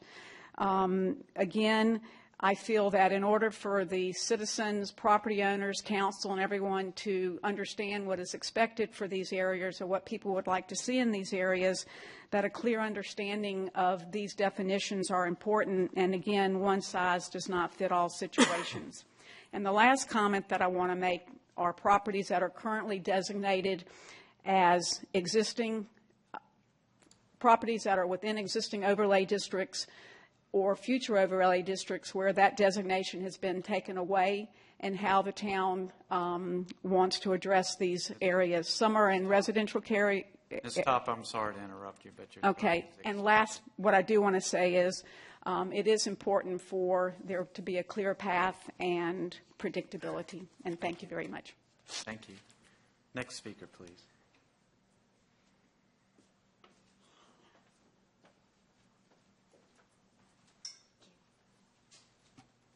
Mr. Mayor and council members, good evening. Thank you very much for the time to come here. My name is Winnie Liao. First of all, I just want my husband and I own a property in Green Level Church area and have been a Cary resident for the last 27 years. We have been working with town of Cary staff for the last couple of years, address a couple of issues with our land, and I just want to recognize these staff and for their guidance, for their patience, and they're just wonderful to work with, and I really appreciate their hard work, and I think a couple of them were here tonight. So my husband and I have a property in Green Level Church, and over the past 10 years, we have witnessed unprecedented development activities in our area, and my husband and I would support the proposed Green Level Special Planning Area plan that was outlined in the Cary Community Plan, and because of the following reasons. The first one is that while we were working with the town of Cary's staff, we heard from the staff that the local resident in the neighborhood they really would like to see and desire more diverse housing options. And with the area that property is, we have seen a lot of demographic changes. So we want to offer diversified plans to attract young professionals, millennials, and the people that are getting ready to retire. Where our property sits in, there are all large houses, single-family housing. They're priced out, and we inadvertently squeeze certain demographic populations. And these housing are currently sitting at $500,000, $600,000. So I would encourage the council to look at the plan. And thank you very much for your time. Thank you. Yeah. Next speaker, please.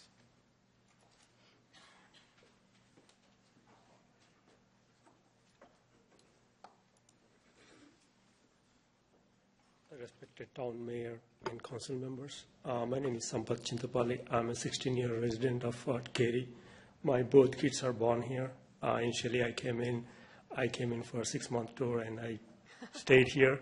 I love the city, and I was also HOA president for 6 years for Metcon Court Place. I worked with town of Cary with the BMP issues we had. But looking at this community plan, it's a great plan we have. I have not reviewed it, but it needs public to review it. One of the concerns we have is I serve on the board of SV Temple. It's a community organization. One of the ways we communicate with our community is events, religious events we conduct. Recently, we conducted one major event, 5-day event. So people come in. We have a lot of problem with the parking, and we want to invite everybody. That's the one way we communicate with the people. And so I want to give my kids a chance for participating in those events and keep his culture back home. So one of the things I want to request the town mayor and the councilman is look at it as like helping with the community, because it's like most of the community, temple is supported by, it's like volunteer organization. So we are all volunteers. We are volunteering our hours to bring up that community. And most of the volunteers are residents. So this is the one way we gather and celebrate, like get together. And we also do community work, like help. So just think about that when we expand, like just make sure we think about that structure also. Like going to 4-lane to 6-lane is a good for development, like you can increase that, but also look at like how we would be able to incorporate parking within that structure, within that area we have. There are also some residencies coming alongside of the property. There's a new community getting new homeowners. The new townhomes are getting built around it. So we will have tough time, like if these things are being like passed in blanket, like with a community plan. But I think few things might be given a chance to get reviewed before getting approved. Thank you for your time. Thank you. Next speaker, please.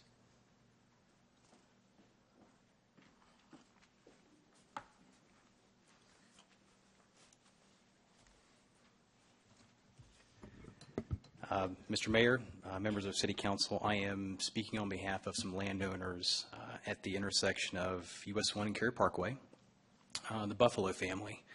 And could you give us your name? Oh, I'm sorry. I'm Kevin with Mangum Development. Thank you. So I'll start. So we're excited to see, this is on behalf of the Buffalo family, we're excited to see the long-range planning taking shape with Imagine Cary. As a long-term resident, we like the town of Cary. We feel like the town of Cary is in good hands with the existing council members. As you know, we're landowners at the corner of Cary Parkway and US 1. You may know it as the Summerwinds property. As such, we have a vested interest in how our property and the rest of Cary grows. Cary's focusing on strategic growth that focuses on mixed-use developments, encouraging higher land use densities and a live-work-play atmosphere. That concept, while tricky to implement, can be an excellent recruitment tool for millennials, looking for a less suburban feel and more of a walkable, connected community in which to live in. Currently, Imagine Cary has suggested a commercial/industrial overlay district for these properties. However, in order to align with Cary's strategic vision, we would like to recommend that our property and adjacent areas be best served by a mixed-use overlay district that preserves this flexibility of development. That's it. Thank you very much. Thank you. Next speaker, please.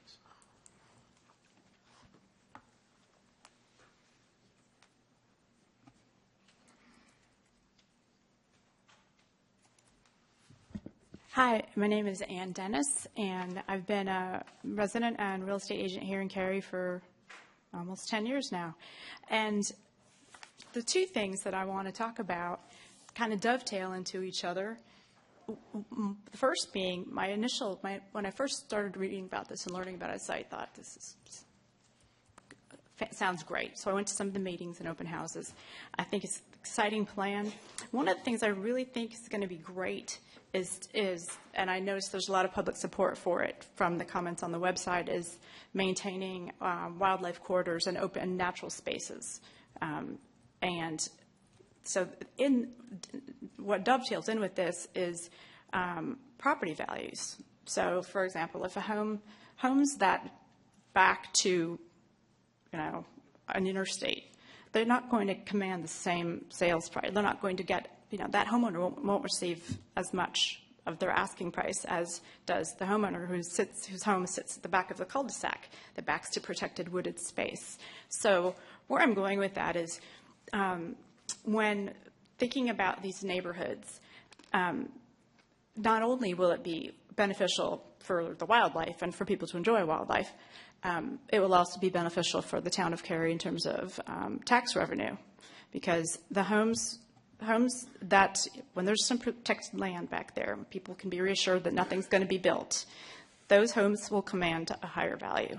And what happens is, and they'll also sell first. Everybody wants the home at the end of the cul-de-sac. They want to be able to be on their deck and not look at their neighbors. So what happens is that house will sell very quick. That house will sell quickly for the maximum price that the market will bear.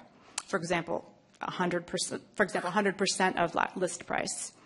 So that house sells for 100% of list price. Another home comes up in the neighborhood that may not back to the same amount of open land.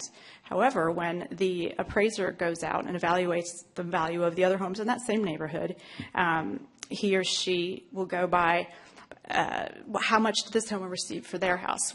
In other words, the list price to sales price ratio. And so not only will it benefit the homeowner that backs to that land and town of Cary in the form of increased tax revenue, but it'll also benefit every other homeowner in that neighborhood, because when the appraiser goes to do his or her thing, they look at how long houses have sat on the market and what the ratio of list price to sales price is. So I think it's kind of a win-win, having maintaining as much of the natural areas as possible and incorporating them into the neighborhoods. That's pretty much it. Thank you. Thanks for allowing me to speak. Thanks. Next speaker, please.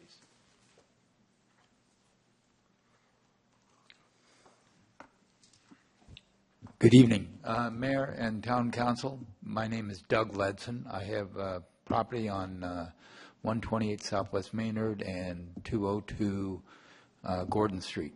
I commend the Town Council, the town staff, and everybody involved with setting a direction for the town that, as Mr. Uma said, is being proactive and setting, I guess, giving a real solid direction on where the town wants to go. So certainly I have no issues with that. One thing I would want to bring up, it's my understanding that with these overlays and special commercial districts that are being set up here, that they're not adjusting any boundaries. And that's what I wanted to bring out. I know certainly in mine, and I think everybody on the council is familiar with my property, we've got a couple of pieces of parcel or, that are in this commercial area overlay that when I first sat down at a concept meeting, even the planning said, well, that was probably done 20, 30 years ago. So it was just, they weren't really sure what they were going to do way back when. So the only thing I would ask is that when we're looking over this is to address those issues. I think the whole town council here has said that they see this whole area as being developed for whatever purpose it'll end up being, but for one purpose, and just because of the size of the property. To me, this seems like the optimal time to incorporate the boundaries where they should be, and not just say, well, they were where they were, we'll just address that at another time. Anyway, that's the only thing I would ask, and certainly would appreciate the consideration on that. And again, commend everybody's efforts here on all the time and focus that they've had on this. Thank you very much. Thank you. Next speaker, please.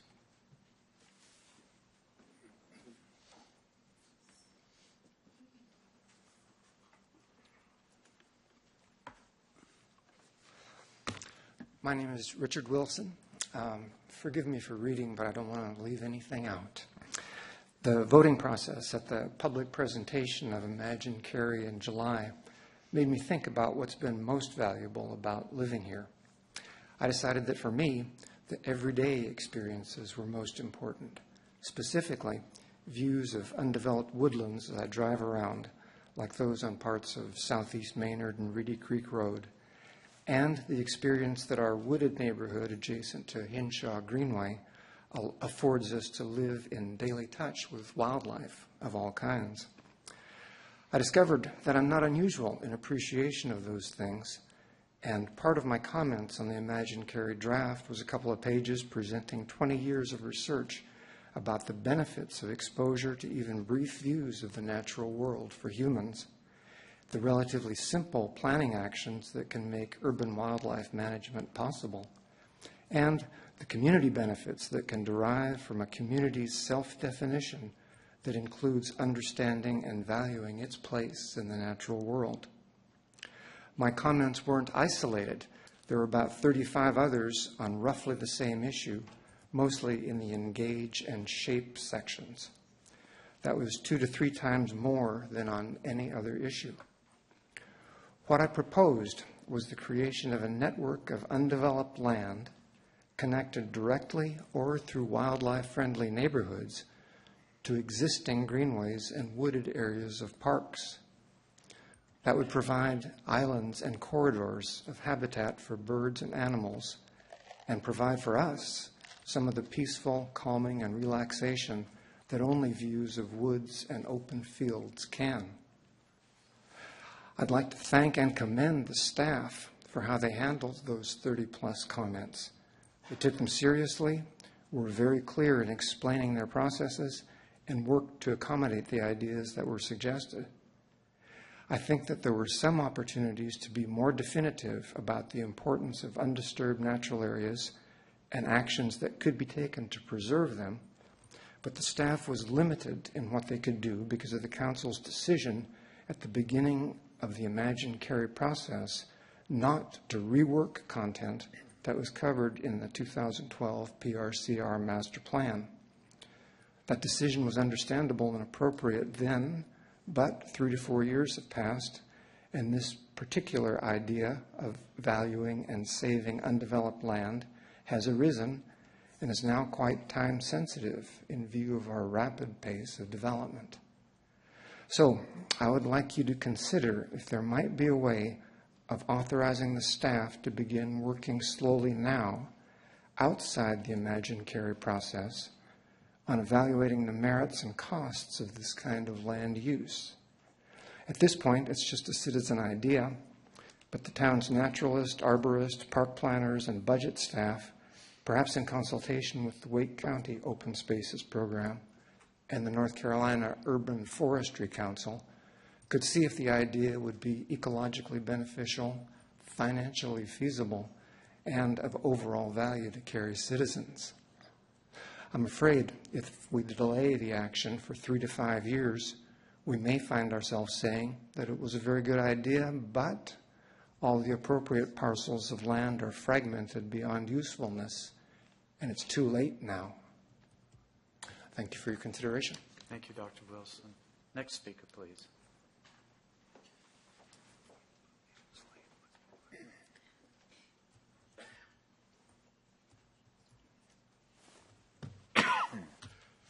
Good evening, Mayor and members of Town Council. My name is Brent Miller, and I chair the Town of Cary's Historic Preservation Commission. I also am very positive on the Cary Community Plan. I appreciate all the work that's gone into it and have been active in, as a citizen in providing my input and working with staff and others. But I wanted to point out to you, this is the Town of Cary's Historic Preservation Master Plan. It was adopted as a standalone plan in 2010. It is one of, I believe, 2 volumes that will not be going away with the adoption of the Cary Community Plan, as Mr. Olma alluded to. And so when people say they've read the Cary Community Plan, unless they've read this, they haven't really. And I don't think most people read this because it's not, it is incorporated by reference. It's not woven into the Cary Community Plan. So unless someone sees that reference, goes out and reads this document, they haven't really read this portion of the plan. And that concerns me a little bit. It sends perhaps a subtle message that the historic preservation component of the plan is perhaps second rate or second class or a second consideration, and I know that's not the intent.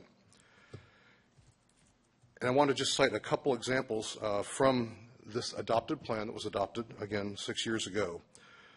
Discussing the downtown area, it gives guidance that says new buildings in the historic downtown area of Cary should not exceed 4 stories in height. New buildings should be compatible in height with adjacent buildings. For the historic downtown area of Cary, 2-story height would be most ideal. Later, again, in this adopted plan, we see guidance that says moving a historic building is generally not recommended since it removes the property from its historic context and site and setting. A historic resource's original location is part of its overall significance, and part of its story is lost when it's transported elsewhere. And again, quoting further guidance, moving historic buildings should be undertaken only if the other option is demolition. And so we have a proposal downtown, and this is just one example. This applies also in our Carpenter Historic District, Green Level, where we've got a shiny new building that's proposed to be 4 stories, right next to one of our most important historic resources, the Ivy Ellington House, with a proposal that seems likely to go ahead and move that Ivy Ellington House, rather than follow the guidance of our adopted plan that says, let's do something compatible, ideally 2 stories, no more than 3, that would be architecturally compatible with that historic building. Instead, our first instinct is sort of to move it, whereas our guidance is that should be our last resort. And I'm just citing this as one example that also concerns me of making historic preservation look perhaps second rate, perhaps second class, perhaps a second consideration. In addition to the document not being part of the Cary Community Plan per se, some of the actions that we see may not be compatible with the guidance that we have in this plan. And so I would just like to ensure that the awareness of our Historic Preservation Master Plan, incorporated by reference in the Cary Community Plan, is raised, that you are familiar with it, that the public is familiar with it, and that we do follow the guidance that's present in that plan. And I'll leave you with, at the time this plan was adopted, again, I'm citing from the plan, citizens were surveyed with several different questions about historic preservation. The level of support for historic preservation for all of the questions was no less than 60%. It was 60% or more. The average response of all questions in that survey about historic preservation was 73% supportive. And the single question that was rated highest in the citizen survey was supported by 89% of the respondents. And that question was, how important is it for a community to preserve its historic character, including buildings? 89% responded that it was important. And so I just wanted to leave you with that thought. Our community believes historic preservation is important. The Cary Community Plan, I think, intent is to recognize that we believe it is important, yet we have a standalone document incorporated only by reference, and we have guidance in here that sometimes seems to be in conflict with some of the actions that we are pursuing. So I thank you for all of your time and effort on this, along with all the citizens, the Committee for the Future, and others, and thank you for the opportunity to speak to you tonight. Thank you, Mr. Miller. Next speaker, please.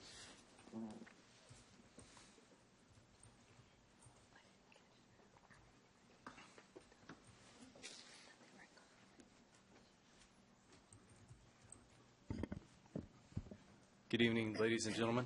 My name is William Yadusky. I'm not here tonight to compliment the town manager's fashionable haircut, nor to speak on sewer with Steve Brown. You're welcome.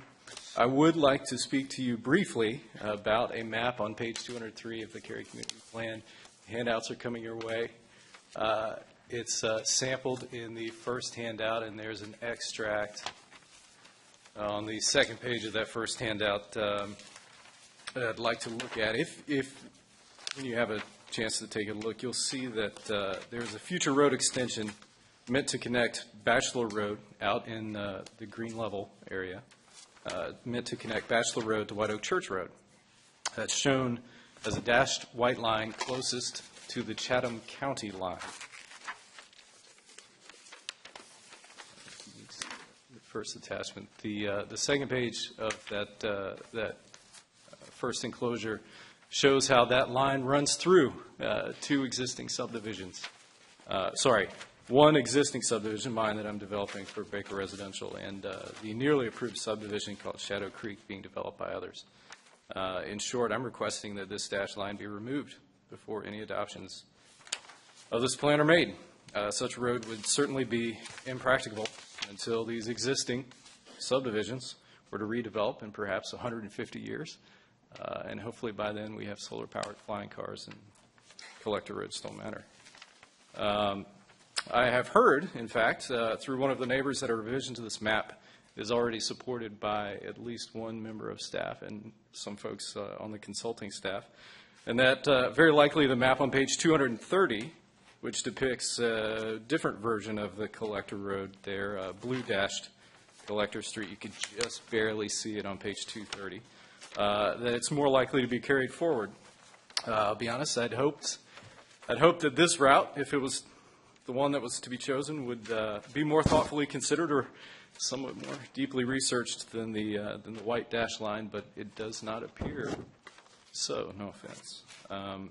Therefore, I'm requesting that this proposed collector road be pulled off all maps as well. And,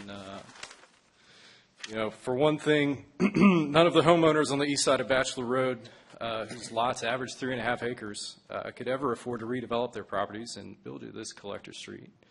And for another thing, if you look at the second page of the second handout, you'll see a crudely drawn squiggly line that shows really just one spot where a collector street could actually cut from Bachelor Road to the new White Oak Church Road realignment. And not only is that squiggly line in a different area shown on either of the maps enclosed, but honestly, I think the Miller family, the Lev family, and the Veristegui family, should be specifically notified that if this plan is approved, they'd never be able to sell their property for big bucks to one of those greedy developers like me. For the record, that's not on the table. I have no offers with them. I just happen to be really familiar with the community and was staring at those maps. So that's it. That's all I've got. Just please don't adopt this plan without revising those maps.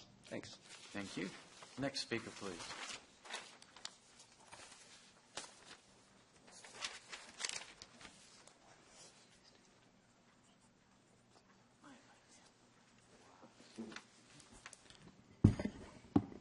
Good evening, Mayor and respected council members. My name is Satish Potkanti, and I'm representing the SV Temple. I would like to bring it to your attention that there is a concern in the community that when the current Chapel Hill Road around the temple gets expanded to the 6-lane road, that could potentially impact the growth opportunity to the temple. So since the temple has been the place for multiple faiths, We sincerely request the Cary leadership team to see what can be done to reduce the impact, such as limiting the expansion to 4-lane road. Thank you so much. Thank you. Next speaker, please.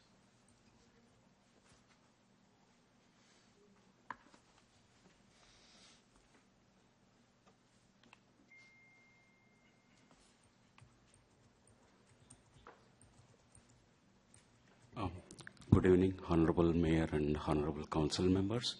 My name is Krishna Mohan Jaladi. I lived in Cary Town since 2000, and I raised my family and kids in Cary, and my family and my fellow Indian community are associated with SV Temple since 2002, which has significantly grown over the years, and which gives us an opportunity to pass the Indian culture to our next generation who are born in United States of America. And then we have, as one of our board members suggested, we have a very constrained space for our strategic initiative for future expansion, so that we can pass our Indian culture to our next generations.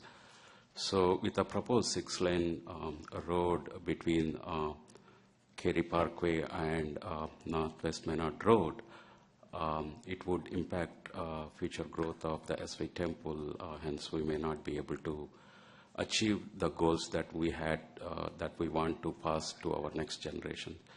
I request Council to be considerate in expanding 6 lanes. Maybe I would suggest to a 4-lane road that would help us to achieve our goals, so that we can pass our culture to our next generation. Thank you so much. Thank you. Next speaker, please.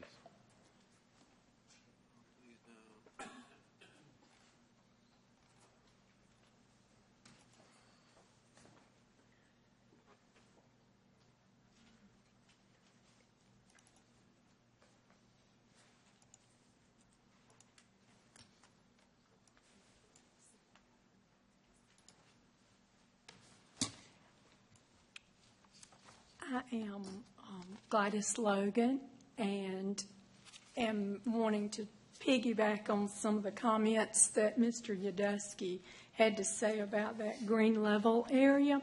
I should get at least 5 extra minutes because of the southern accent, so bear with me. Let's see, on last Friday, at 5 o'clock, I looked out on the web. That's when I was told that your draft for the public hearing would be there. And I saw on the page 109, across my mother's property, Kathleen Batchelor, there is an east thoroughfare going the whole length of her property. And then on the west side was this road that Mr. Yudusky just talked about that went all the way around. We were very concerned all along the way that there's a state-maintained road that runs beside of the road that's coming up through our property. So we would ask, and when we looked at it, then we saw that on page 236 there was going to be a collector road put from west to east across her property. So now, we were looking at the possibility of 3 roads. We understand that roads are needed, but we don't think that 3 are needed across that property. So we're not sure, and we're hoping that the one that goes up through those developments, certainly and across the whole length of my mother's property on the west side of the Chatham County line, that would be deleted. So let me back up just a moment and say I can cut through a lot of this by telling you that I am the person who wrote some compliments, but some ugly comments, ID number 6 and number 150. So I would direct you to those comments as you're considering this. On the east side of her property, and my mother's 89 years old, and her first comment was, is it legal to take folks' property without paying for it? So we really are hurt by a slow interest. You know, there's a school on White Oak Church Road. There's slow interest in my mother's 50 acres because of this road going down through that eastern side, major thoroughfare. So I would mention that. There is an existing White Oak Church Road. Her property would be, when developed, would be accessible either via Bachelor Road and then potentially through the Green Level West property. And again, her main concern about the eastern thoroughfare is written with the asterisk. It says if the major thoroughfare must be built on the east side of her property, it should be constructed on the property line because it shows it's slanted and cutting off the edge of her property. So it should be built on the property line, half on her property, half on the neighbor's property, and not dividing her property and leaving wasted land. Now, on the western side, my comments that I put in those ID'd above, it cuts across the entire length of her property on the western side. And then there are, as Mr. Yudusky mentioned, there are developments already underway that make that impractical. So then, when Friday afternoon, I found this at the southern tip of her property, there is a widening of Bachelor Road with a lot of homes involved from Green Level West up to Bachelor on that plan, and then the west to east collector going across it. So my questions would be, whose land is involved in the collector road? Who is responsible for widening Bachelor Road and adding the west to east collector? And then furthermore, why is the collector road necessary? If it's necessary for accessing my mother's property alone, then I would say, shouldn't the determination of that road be based on needs as her property gets developed? And then if the proposed collector is necessary for and to be used by a lot of other developers, then I would say, why not plan better all along? Excuse me for my nervousness. So I would say overall that more study is needed on this issue. I'm sorry, I have to interrupt you now. Your time has expired. You have additional comments. You may leave them with the town clerk. Okay. It simply shows on this page all the developments in the area. So Thank you. On the second page. So Thank please you. pay attention. Next speaker, please.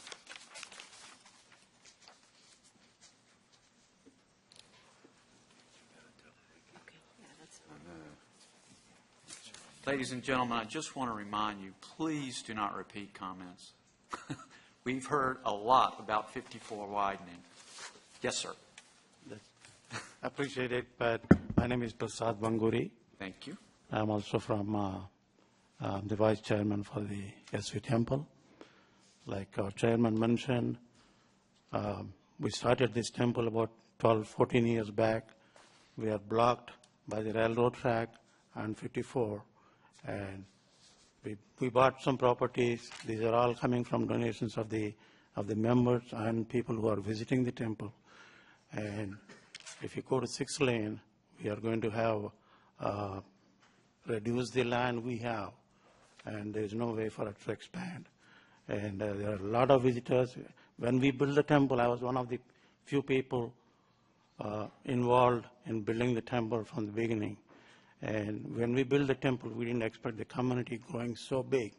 Now we are getting people visiting the temple from all over the state. So it's getting very, we are developing a master plan to accommodate parking, etc. But on top of it, if you're going to lose some land, it's going to be very difficult for us. Thank you very much. Thank you. Next speaker, please. Anyone else for this public hearing? Seeing no one, I'll close the public hearing. First thing, comments that I would like to make would be to ask staff if it's possible to summarize in some way the suggestions, comments, questions in some kind of chart, and then have a response either from staff. And I would love it if P&Z would want to address it, just to hear their comments on certain things.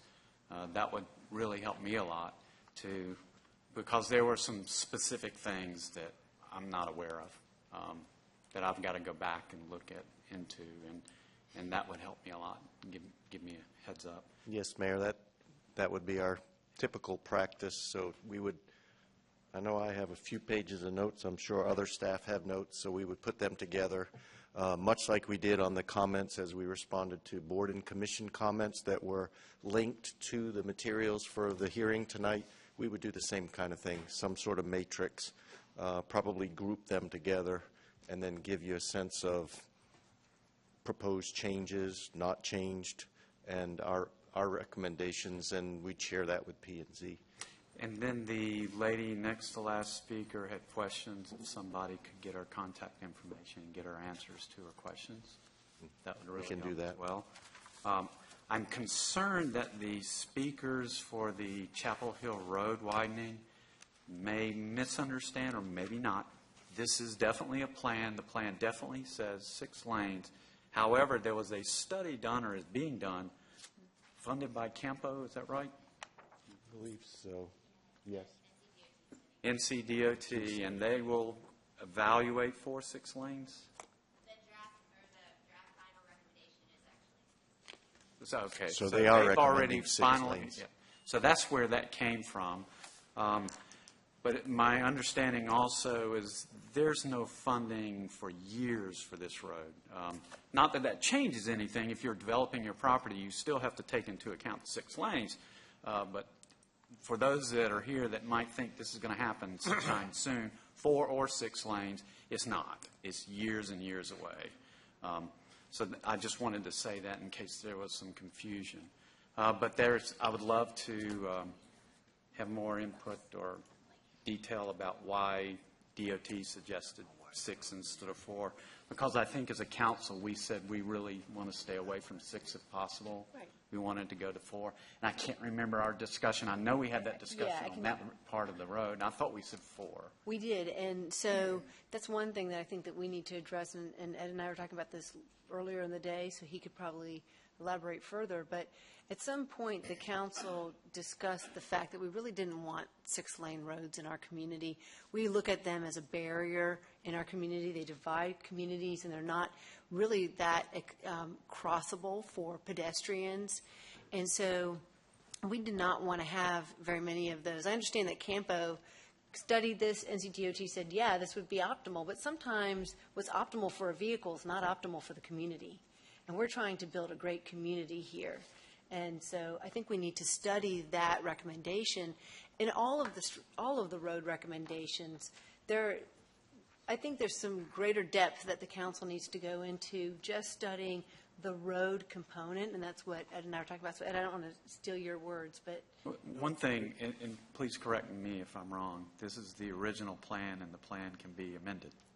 And so we might go forward with something, and we can study and decide to change certain parts. Later, I mean, if it doesn't get studied enough or changed during adoption of this, there's always the opportunity to go back and amend the plan.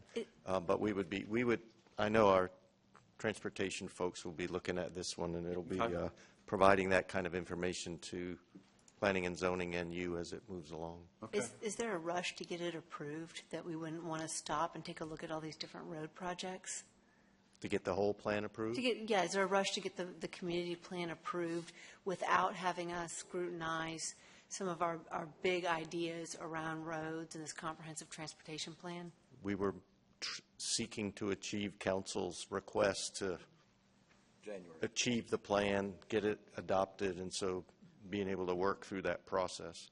But if it takes other meetings, of course it'll be tough during holidays and wherever we're coming, what we're coming upon next in the schedule. But if it's not January and it's February, and it means that you have the ability to study some of these things further, that's council's prerogative. 40,000 hours just isn't enough. I'm sorry. We've had umpteen meetings and work sessions on the plan, and I'm sure it has to be more than 500 hours of council time. I mean, it just seems like it has been. And we talked about a lot of transportation things, policies and strategies. But we really did, and I think maybe the speakers tonight prove that, we really did run out of time when it came to talking about the actual map, the actual transportation plan map, the roadway, the changes that are proposed. That was at the very end of our last work session. And I think the discussions tonight, the comments tonight, bear that out. Because I think more work has to be done, or at least we need to understand it a little bit better. I know since that last work session, I appreciate the fact that there is, when you go online, the note you sent us the other day directed us to that, Jeff, where there are highlighted, I believe Mr. Bray put some of this together, yes, highlighted some of the changes that are in the current land use plan with the new plan, some of the major ones, which is great, because that's extremely helpful. I don't know as if we all had a chance to look at those or even where to find them exactly. But when I looked at them, I mean, I found some concerns with them, just being brought out to our attention that we didn't get concerned with during the work sessions. We didn't have the time to do it. The Green Level Church Road widening through the Green Level Historic District is a concern. I got questions about the Carpenter Collector road change. And then we're talking about 6-lane roads. There's 6 lanes on Holly Springs Road, 6 lanes on Tryon Road, and I need to understand that a little bit better, besides the Chapel Hill Road issue. And there's one other road change it's not changing in this plan, but maybe it could change as a result of this plan, so it's backwards. But one property owner has brought to our attention recently the Cary Parkway extension from Harrison through to Trenton or Trinity. I don't know what you call that other terminus. And I need to understand what the pros and cons of that are. Now, that's something that maybe doesn't need to be adopted with this plan. That's something we could change afterwards. I don't know. But since we're opening up the transportation plan, that would be some information I'd like to have. So, we spent a lot of hours, but I don't really think, at least in my opinion, we've done justice to this one aspect of the plan. I know whenever we do get a chance to adopt it, I think we can all summarize our comments in general, how we feel about things. I have other concerns that outside of transportation. But for tonight, between now and when we're going to adopt it, if it's January 24th or February or whenever it might be, I think we need, and I don't know how we get that information. I don't know if we need another work session. I don't know if we do small groups. Certainly, the mayor's comment about responding, to the comments tonight in a public hearing would be helpful. And we can work with the manager's office as well in trying to accelerate providing some of that information. So we may not have all of it provided, but we might be able to work on pieces and feed that to you along the way rather than waiting till it's all complete.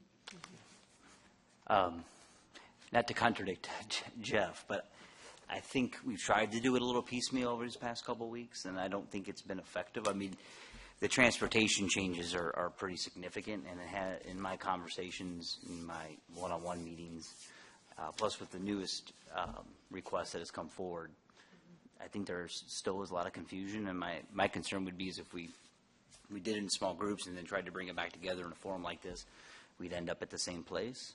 And so it seems to me maybe a session dedicated just to the transportation. Not only the changes, but the network overall, I think could be very instructive. I think that'd be great. The comments today were extraordinarily meaningful and very, very helpful. So there's a lot in there. I think the council would be remiss if we passed this document on to the Planning and Zoning Board without further study of the different comments that were made, not just about the comprehensive transportation plan, which is a huge part of it, but the element that Brent Miller brought up, that the historic master plan appears to be an afterthought then if it's not incorporated and woven into the Cary community plan. It's not something I had thought about before, and the reason why is because the project of doing the community plan was so exhaustive, and we had just done the historic plan, and so we're kind of like, oh, well, we're done with that one. We don't have to worry about that in this plan. We can do all these other things. But I do see once somebody goes forward 5 or 6 years and looks back at is using the community plan and then sees this historic plan, it does kind of appear like an afterthought, and it really ought to be woven in. And I know that it's very complex at this point of maturity in this plan, but I want us to make sure that if we're going to do a Cary community plan, it is comprehensive of all the elements that are important to our community. And the fact that we might have some conflict because that one document's not woven into the first is a concern of mine. So I appreciate Mr. Miller bringing that forward, and I think I think we don't want to spend extra time on this, but I think we need to. Well, the Parks and Rec master plan's not in here either. I know, so, and I think I think is there the way the plan is written, it just there's a lot of the Parks and Rec master plan specifically speaks to park locations and how we're going to build them and what those are going to be and different programming and things that we do in the town. I don't know that it's such a big part of what the town does. I don't know that it necessarily needs to be all in here. I know there are plans to eventually work it in here, whereas the historic preservation master plan, I don't know it's such a new plan. It's fairly up to date. I feel like it's something that also over time can be woven in. I like the idea of maybe better referencing it,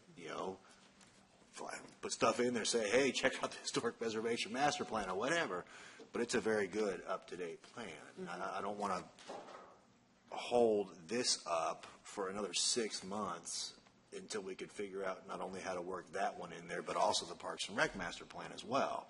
And I kind of thought we all understood at the beginning of this that was going to be the deal, and we knew that. I agree, and just to piggyback on there, I was under the impression that as those plans were being redone, they would be incorporated into the Cary community plan. So I agree with you. The only thing that concerns me is the conflict that we have that was elucidated by Mr. Miller about how the fact is we already approved something for 2 to 3 stories, and then the new plan says 4 to 5. I think anyone who picks them up is going to say, well, which one do I go with?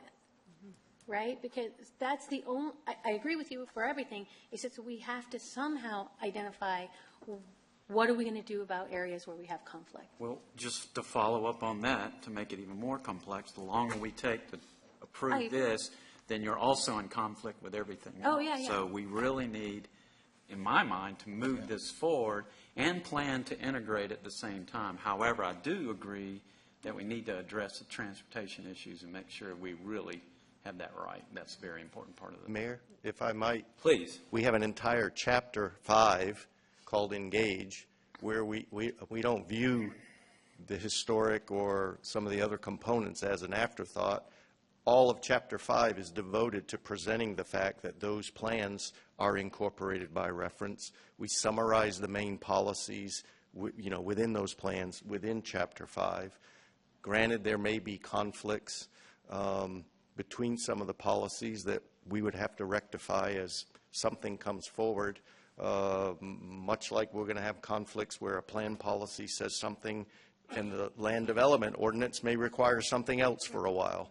So we end up having those things as you come off adoption of a new plan, and we would have to identify those to you and make decisions and choices when we apply those or when we run into those. I think I respect what everybody's saying. I think I just take a slightly different perspective. I've done a lot of writing in my life. When you write, it's not the act of writing or formatting that is time-consuming.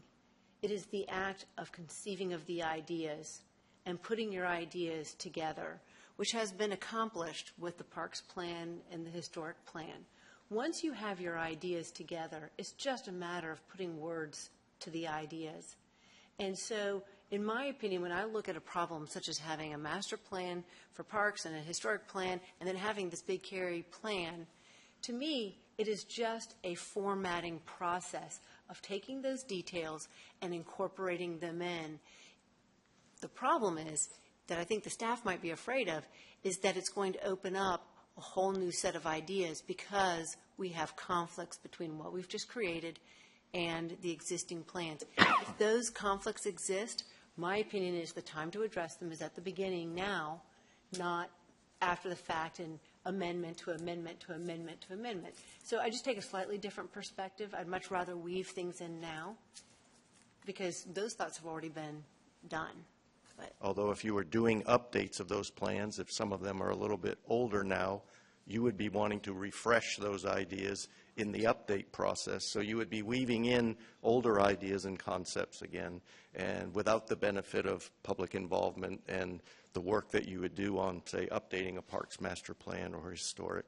So we understand, the issue. We can also look at that and see if there are some ways that we can quickly evaluate potential policy conflicts What and does the work those timeline through. look like? I mean, they're like 10-year plans, right? And we did the historic preservation in 2010, 10. right? And then the Parks and Rec was also done recently, a couple of years ago. I mean, I don't want to slow this down because I think you made an excellent point, Mr. Homa, that we have land development ordinances that don't match this. We have to do that work. We have some conflicts here, which I appreciate, that we're going to do that work. But we also have special downtown areas that we spent a long time talking about, right? And, yeah, we've changed our mind on a few things since the historic plan was written. I mean, I would hate to hold things up, except for, reviewing transportation, because we haven't spent that much time, just to get these other plans in. When we knew at the beginning, and in fact on the second page of Chapter 5, it actually details a phased plan for when we would put those in. So I don't feel like we should stop when we've already decided as a council that we knew that these weren't going to come in for a while. We're already talking. I think we have a meeting in a week or so to start talking about the update of the Parks Recreation Master Plan. It's looked at more frequently at a 5-year refresh rate. And so that one was already targeted to be starting to work on, and I think we have a meeting in a week or so. So that one will come quicker. is that one of the biggest reasons why that is not a component, is because it has such a rapid refresh? At the time when we started this, our 18 to 24-month planning process back when we started, which has become longer than that, but we knew that it would be refreshed, and I think we even had graphics as we first presented this that said, when we finish this, this is what we would have, and then a year later we would be weaving in particularly Parks, Recreation, Cultural Resources Master Plan, because it would have been due for an update. Yeah, the Parks and Rec wasn't even finished with the planning when this started. But it was close. Mm-hmm. So, well, listening to a lot of the comments, it seems to me like we might have an option that so that we don't slow things down on, because we got land LDO and a lot to work on, is that, and for the P&Z to comment, to move it forward, but without the move chapter with the transportation part, is there a way to move forward and then revisit the move chapter? I would like to I'm just wondering. Propose something different. I would like to propose the next opportunity we can to do a work session on the transportation piece, then send it to P&Z, because that's an important part for them to look at. They deal a lot with transportation. I don't know how my colleagues feel about this, but I think the majority of them want to see the transportation piece in more detail. I would agree with the comments where we've spent an inordinate amount of time on nearly everything in this plan but transportation.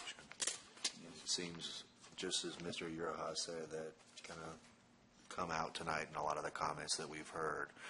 The only thing that I would caution us on is that we, provide our better understand some of the concerns that we've heard here, reasoning, engineering, and stuff behind that, but that we stick to that vision policy we had we only wanted to see 4 lanes in certain areas, 6. We not dive into every little road. Why doesn't this road turn here? Why doesn't this road turn there? Those are engineering and planning decisions, and those are not things that I want to see the council get in the weeds on. Right. Well, so, yeah, please. Just wanted to add one quick comment, not on the roads, but on the the different plans that we've referenced in this document. In addition to the reference, there are goals and objectives that are summarized within this, and some people that may not have been to some of your work sessions understand how the policies are going to play into decision-making over time, particularly with regard to development proposals and where a historic property might be part of the discussion. So one thing I just wanted to say was that as you are looking at development proposals, the goals and objectives that are outlined in the document will be part of that process and will trigger evaluation along those lines. So if council doesn't object, I'm going to put Ms. Johnson on the spot. Do you know if we have any time before the planned P&Z meeting for December to get together and address transportation? I don't even know if that's enough time for Mr. Alma. It's going to have to be put. We can be ready whenever you are. Okay. I mean, off the top of your head, do you realize it does? I can look for a date and then propose a couple of dates. Okay. If not, we can go ahead and send this to the January P&Z, but I would like to keep it on schedule as well. I'm thinking the majority of us want to keep it on schedule and then work on the other issues, waiving them in as well. Trying to summarize all of what I've heard. And we have had, along the way, already work sessions with P&Z, bringing them up to speed on sort of the background and the process, so we won't be spending time with them. They have a work session next Monday. We will be just starting the discussion. So as council will be doing it, the P&Z board can be working in parallel, looking at other components of the plan. So before I get additional comments, are we okay asking Ms. Johnson to try to find a time and then go ahead and aim for P&Z in December? Any objection to that? No, I'm fine. No. Okay. Mr. George, you had a comment? Well, it was a little follow-up, was that I know what pains it causes if there is a little squiggly line on a map that gets approved. And if we don't address those, then they're homeowners and landowners that are out there. So that's why I do think we need to. Yeah, but we asked staff to do that. I believe Mr. Allman's going to put all those in a chart and address them. But I'm addressing Councilman Francis' comment that we don't want to get all involved in squiggly. I do want them to address it, but what we approve needs to have the squiggly lines in the right place. Usually dashed lines are not routes. They're just an area.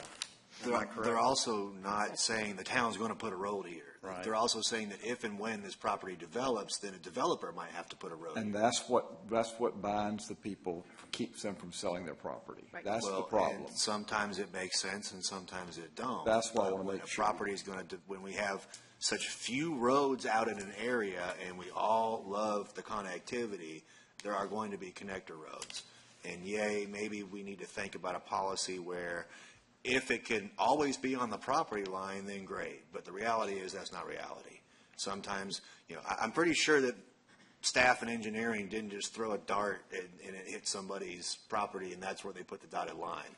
I'm sure there's some logic behind where that line is. It does seem to be So general. I could like to better understand that, but we have to have things on our transportation plan. We have to show where roads are going to go in the future, or else you're not going to get any roads because then the developer's not going to have to do it. Yeah, but I think you're both right, but I think we need our staff to make sure that those dashed lines that are supposed to be generic are also contemplative of how the land is divided among owners, where those, wetlands lie and whatnot. I mean, I think they have to be a little bit more than kind of like, hey, over here seems like a good place. And I'm pretty confident they didn't just go over here is a good place. So I'd like to hear more about why they said. I think that's fair to get more information. Mr. Stiegel. I think the transportation component is, and I think it's being reflected, the most difficult part for the council to kind of come together on. What I would suggest is maybe it's 2-on-2 briefings prior to the work session where the transportation, our experts, can walk through the basis of what the presentation is, some of the designations, and then ask the two council members can have the joint dialogue. We can compile all of that, and then when we're prepared to present to the whole group, there will have been a lot of work done in advance. Because my concern is that it'll be very difficult.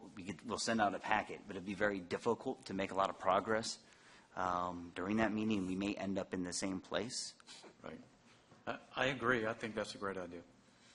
So, well, past practice has been, when we've done that, we still had the, I haven't seen that practice work when we got there, that anything was better than just having the arm wrestling at the meeting and just getting it over with. You know, that's my opinion.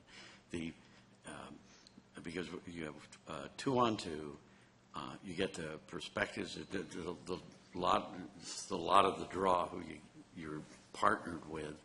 You kind of come to some conclusion. And then you get to the major meeting, and those that have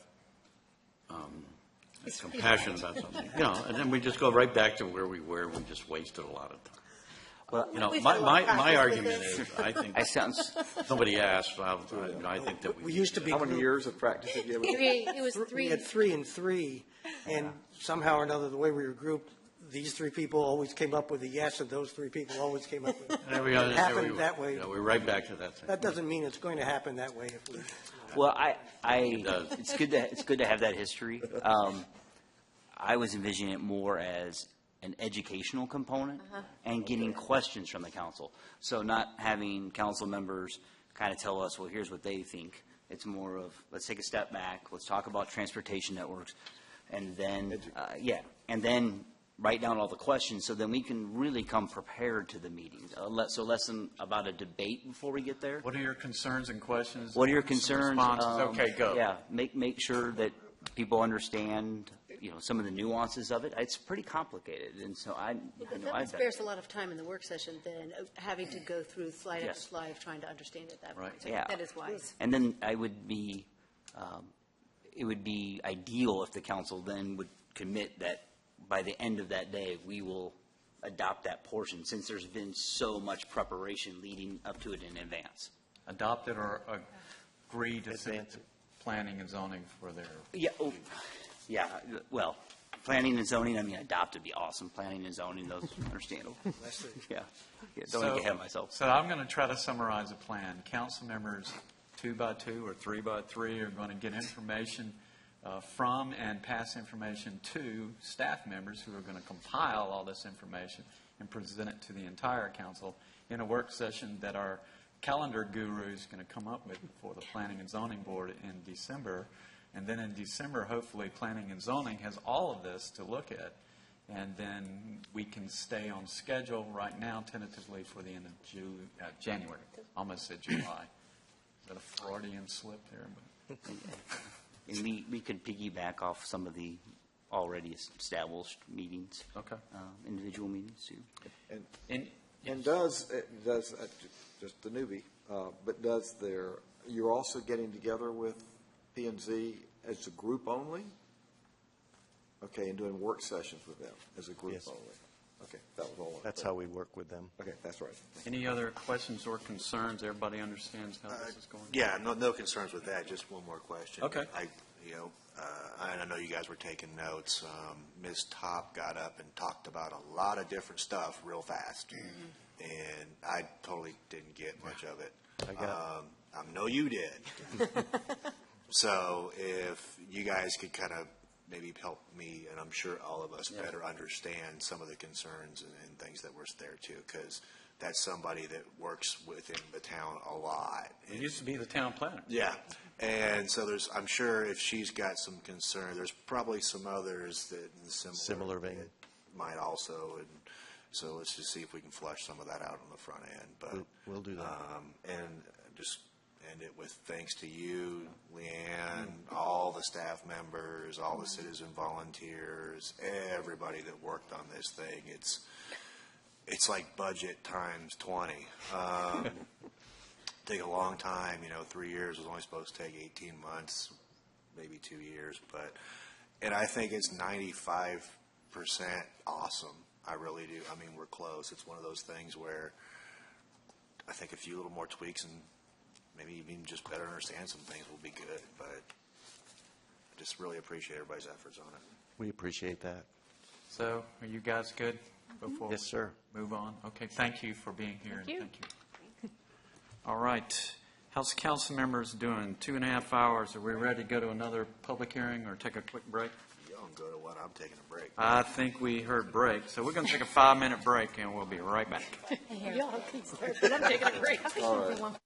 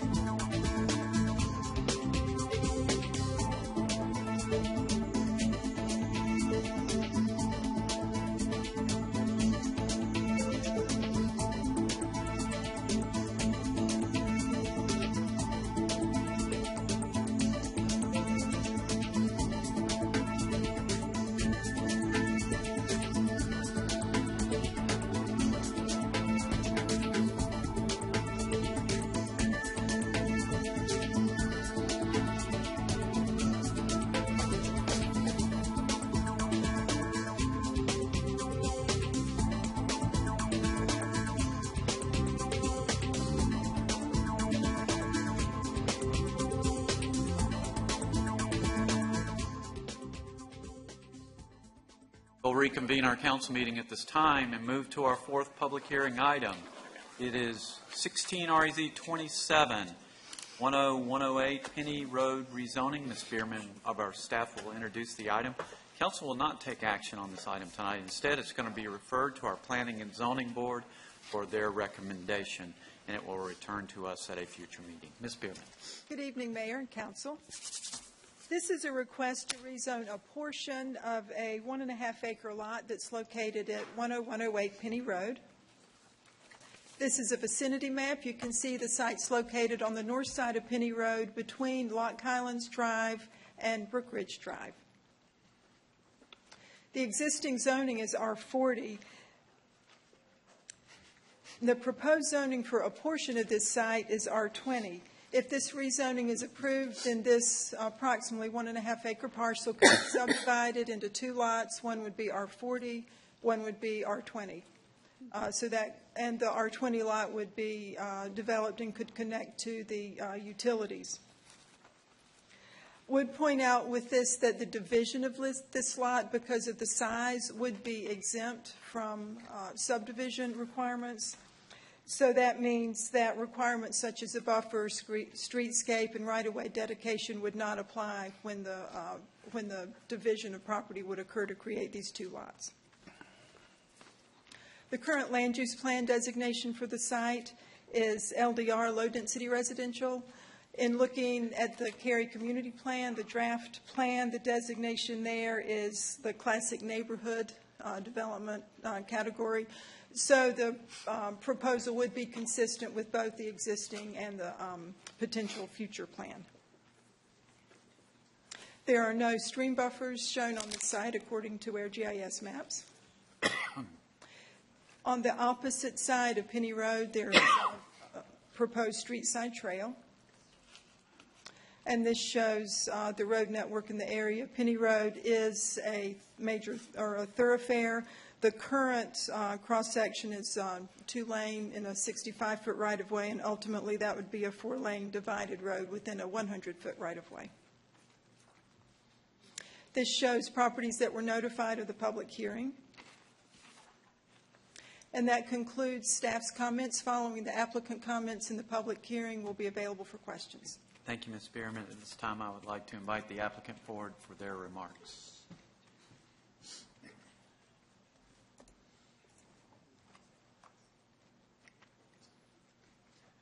Hello, council members, Mr. Mayor. No other comments. I bought the lot. Could you give us your name for the... Oh, I'm sorry. I'm Rex Bost with Bost Custom Homes. I'm a custom home builder, have been in the area for quite some time, and picked up the lot to build one home, but I've had a lot of inquiries for folks looking for less expensive, smaller lots. So wanted to seize the opportunity to try to get 2 lots out of it. Any other questions, though? Thank you, sir. Maybe later. Okay.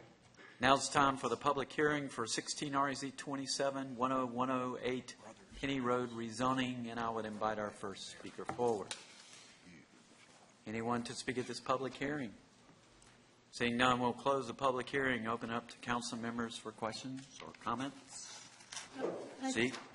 Just a quick question. Can you talk to the right-of-way issue with regards to Penny Road on that land dedication for, is there a widening planned, or is there anything that will have an impact with regards to that? There's no widening planned at this point. When you look at the comprehensive transportation plan, the future section is for a 100-foot right-of-way, the 4-lane divided section. The current section is 65 feet for the right-of-way width. Because this division of property, because of the small nature of it, it would be exempt, so we would not get that right-of-way dedication per state law. We would not be able to do that.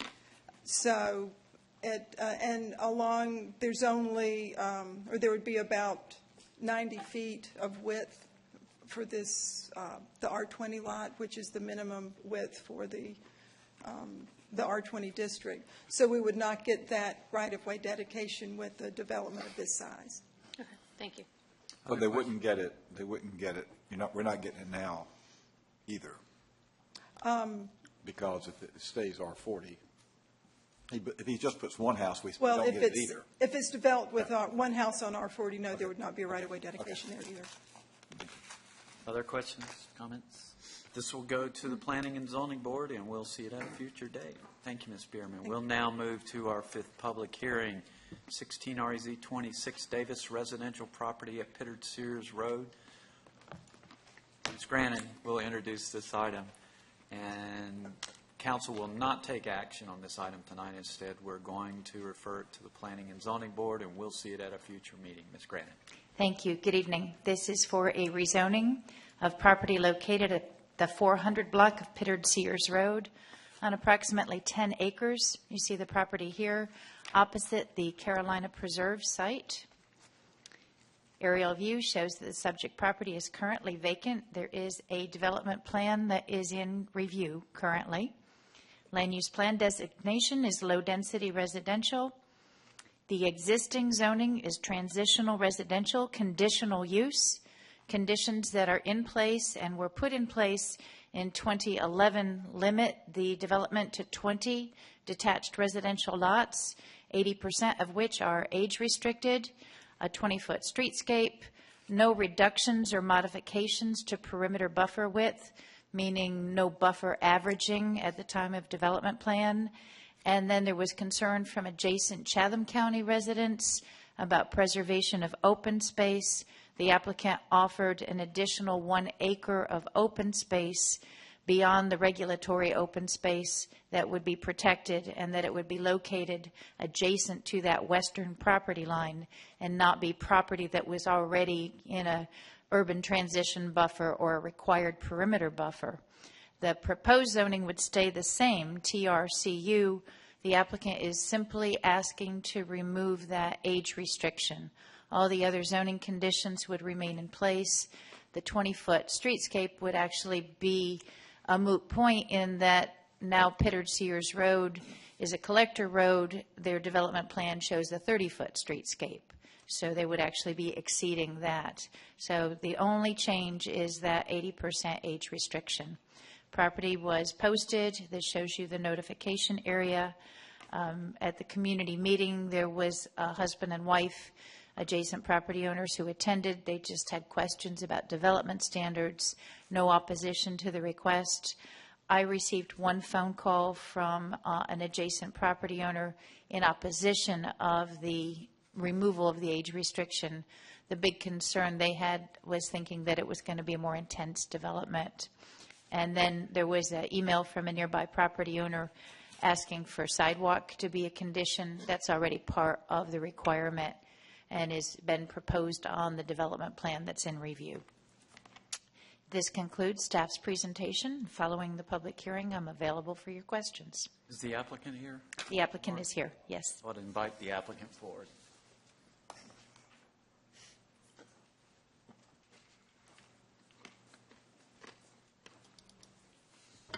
Good evening, Mayor, members of council. Glenda Top with Glenda S. Top and Associates. I'm here tonight representing the property owner, Tom Hankins, who is also here, and we're both here to answer questions. Staff did an excellent job going over the proposed request. Just to briefly summarize, there are currently 5 zoning conditions. The only zoning condition that we are requesting to remove is the age restricted.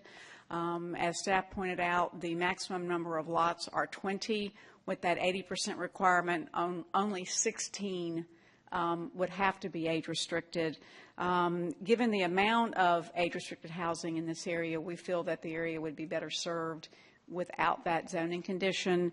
It is our opinion and the Mr. Hankins' opinion that the buyer profile really will not be changing. However, it will provide a more diverse, potentially a more diverse demographic to live in a community that is different from the larger communities that are in the area currently.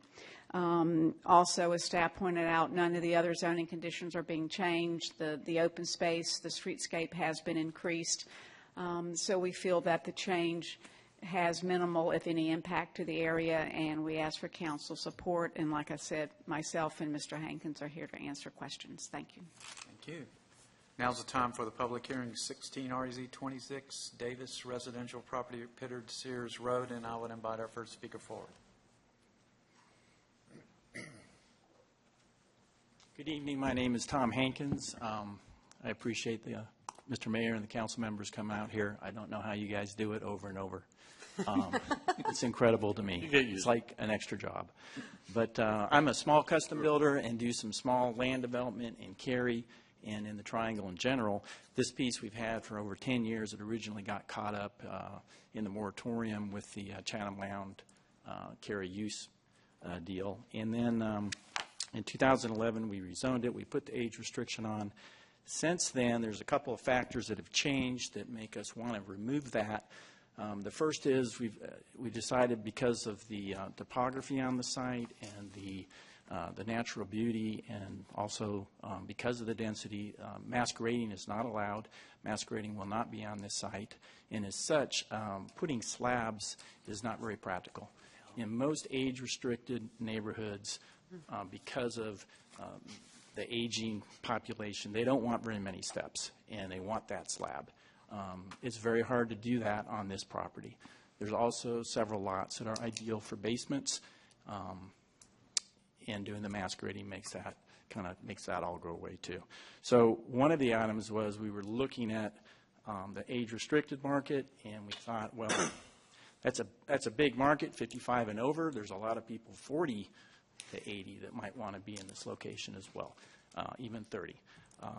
The other factor is over the last 5 years, land development costs have increased quite a bit, and because of the resulting lot costs, it's pushing us into a higher price point than you typically see in the age-restricted communities around. I think Del Webb was averaging the low 300s. Epcon next door is in the low 400s.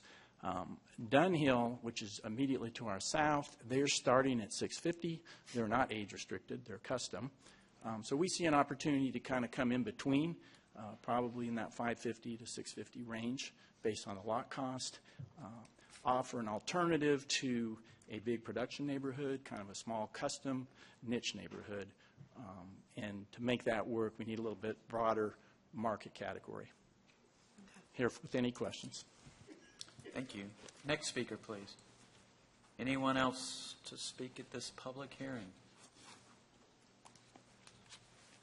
Seeing no one, I'll close the public hearing, open it up to council members for questions or comments. The only comment I have is I went and looked this one up because, that's what I do. That's what you do. And part of the reason at the time that we approved this for age restricted was there was quite a heavy hand on our schools at the time, right? And so there was the high school, the middle school, obviously, and elementary were really suffering. And being age restricted, we thought, well, this won't put that heavy-handedness on it. And so some of those problems have been alleviated. I don't have an issue with it any longer. Mm-hmm. I agree. So, 20 homes. Okay with it. Yeah. Mostly geezers. I mean, it is. It's going to be. It is. Okay, never mind. Jack's moving there. Other questions? Getting late. All righty. We're going to forward this to the Planning and Zoning Board for their recommendation. We'll see it at a future date. Thank you, Ms. Grannon. We now move to our discussion items. Our first discussion item, Comprehensive Plan Amendment 16 CPA 03, 16 CPA 03 at East Chatham Street Residential Comprehensive Plan Amendment. Staff's going to present the item, and we may take action. Ms. Friedman. Good evening. This request is to change the long-range plan designation for 15.5 acres, about a quarter-mile east of Maynard Road on the south side of East Chatham Street. Here's the vicinity map, and you can see that Chatham Street is here, and Valero gas station is right here, if that gives you a landmark, and the Public Service Gas Company is across the street. A broader view of this site gives you shows its proximity to the undeveloped portion of the state-owned land to the south. And just a quick reminder that Chatham Street is designated as a 5-lane major thoroughfare, and that there is a GO triangle bus route shown by the yellow line going down Chatham Street, and the green line shows the GO Cary fixed routes 2 and 6. Those are to the west of the site. Also, the Wake County Transit Plan is considering the possibility of future bus rapid transit or even commuter rail along the East Chatham corridor. The existing land use plan designates portions of the site for office and institutional, a small portion for low-density residential, and another small portion for commercial. And the proposed land use designation for the site is high-density residential. That's defined by the plan as 8 or more units to the acre. At the Planning and Zoning Board public hearing on September 19th, no citizens came forward to speak. The board voted 6-1 to recommend approval of this request. And as I believe you were emailed this afternoon by Chair Evangelista, the board's comments in favor of this request were that the overall direction of this request aligns with the Cary Community Plan, or Eastern Cary Gateway Special Area Plan in this case.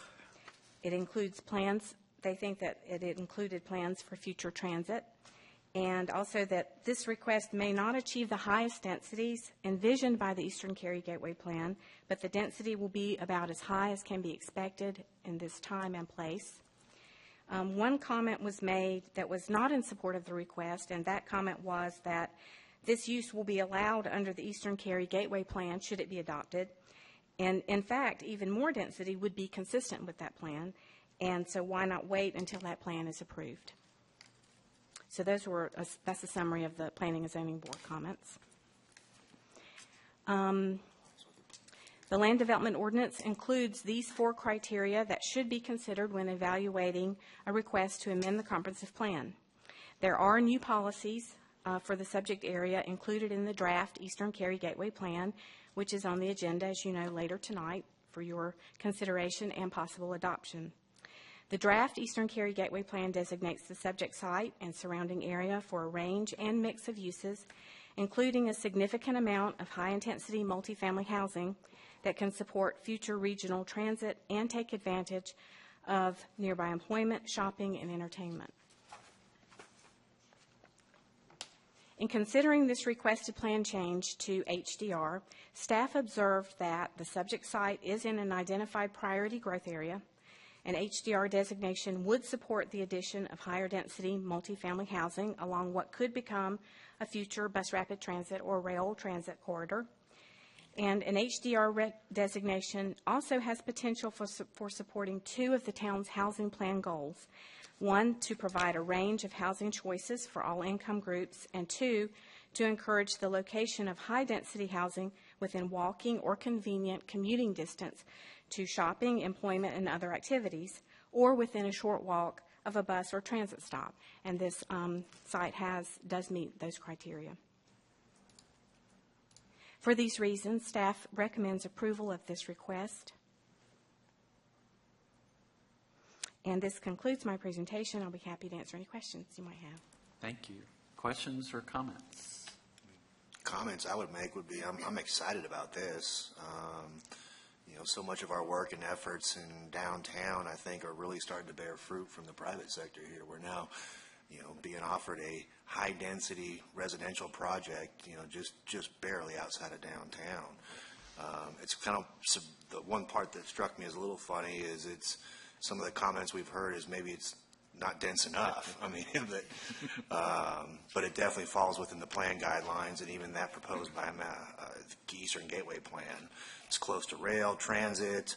I'm excited about it. I mean, I think this whole area of town here in the near future is really getting ready to go nuts and blow up. So just another piece in the big puzzle that is downtown Cary.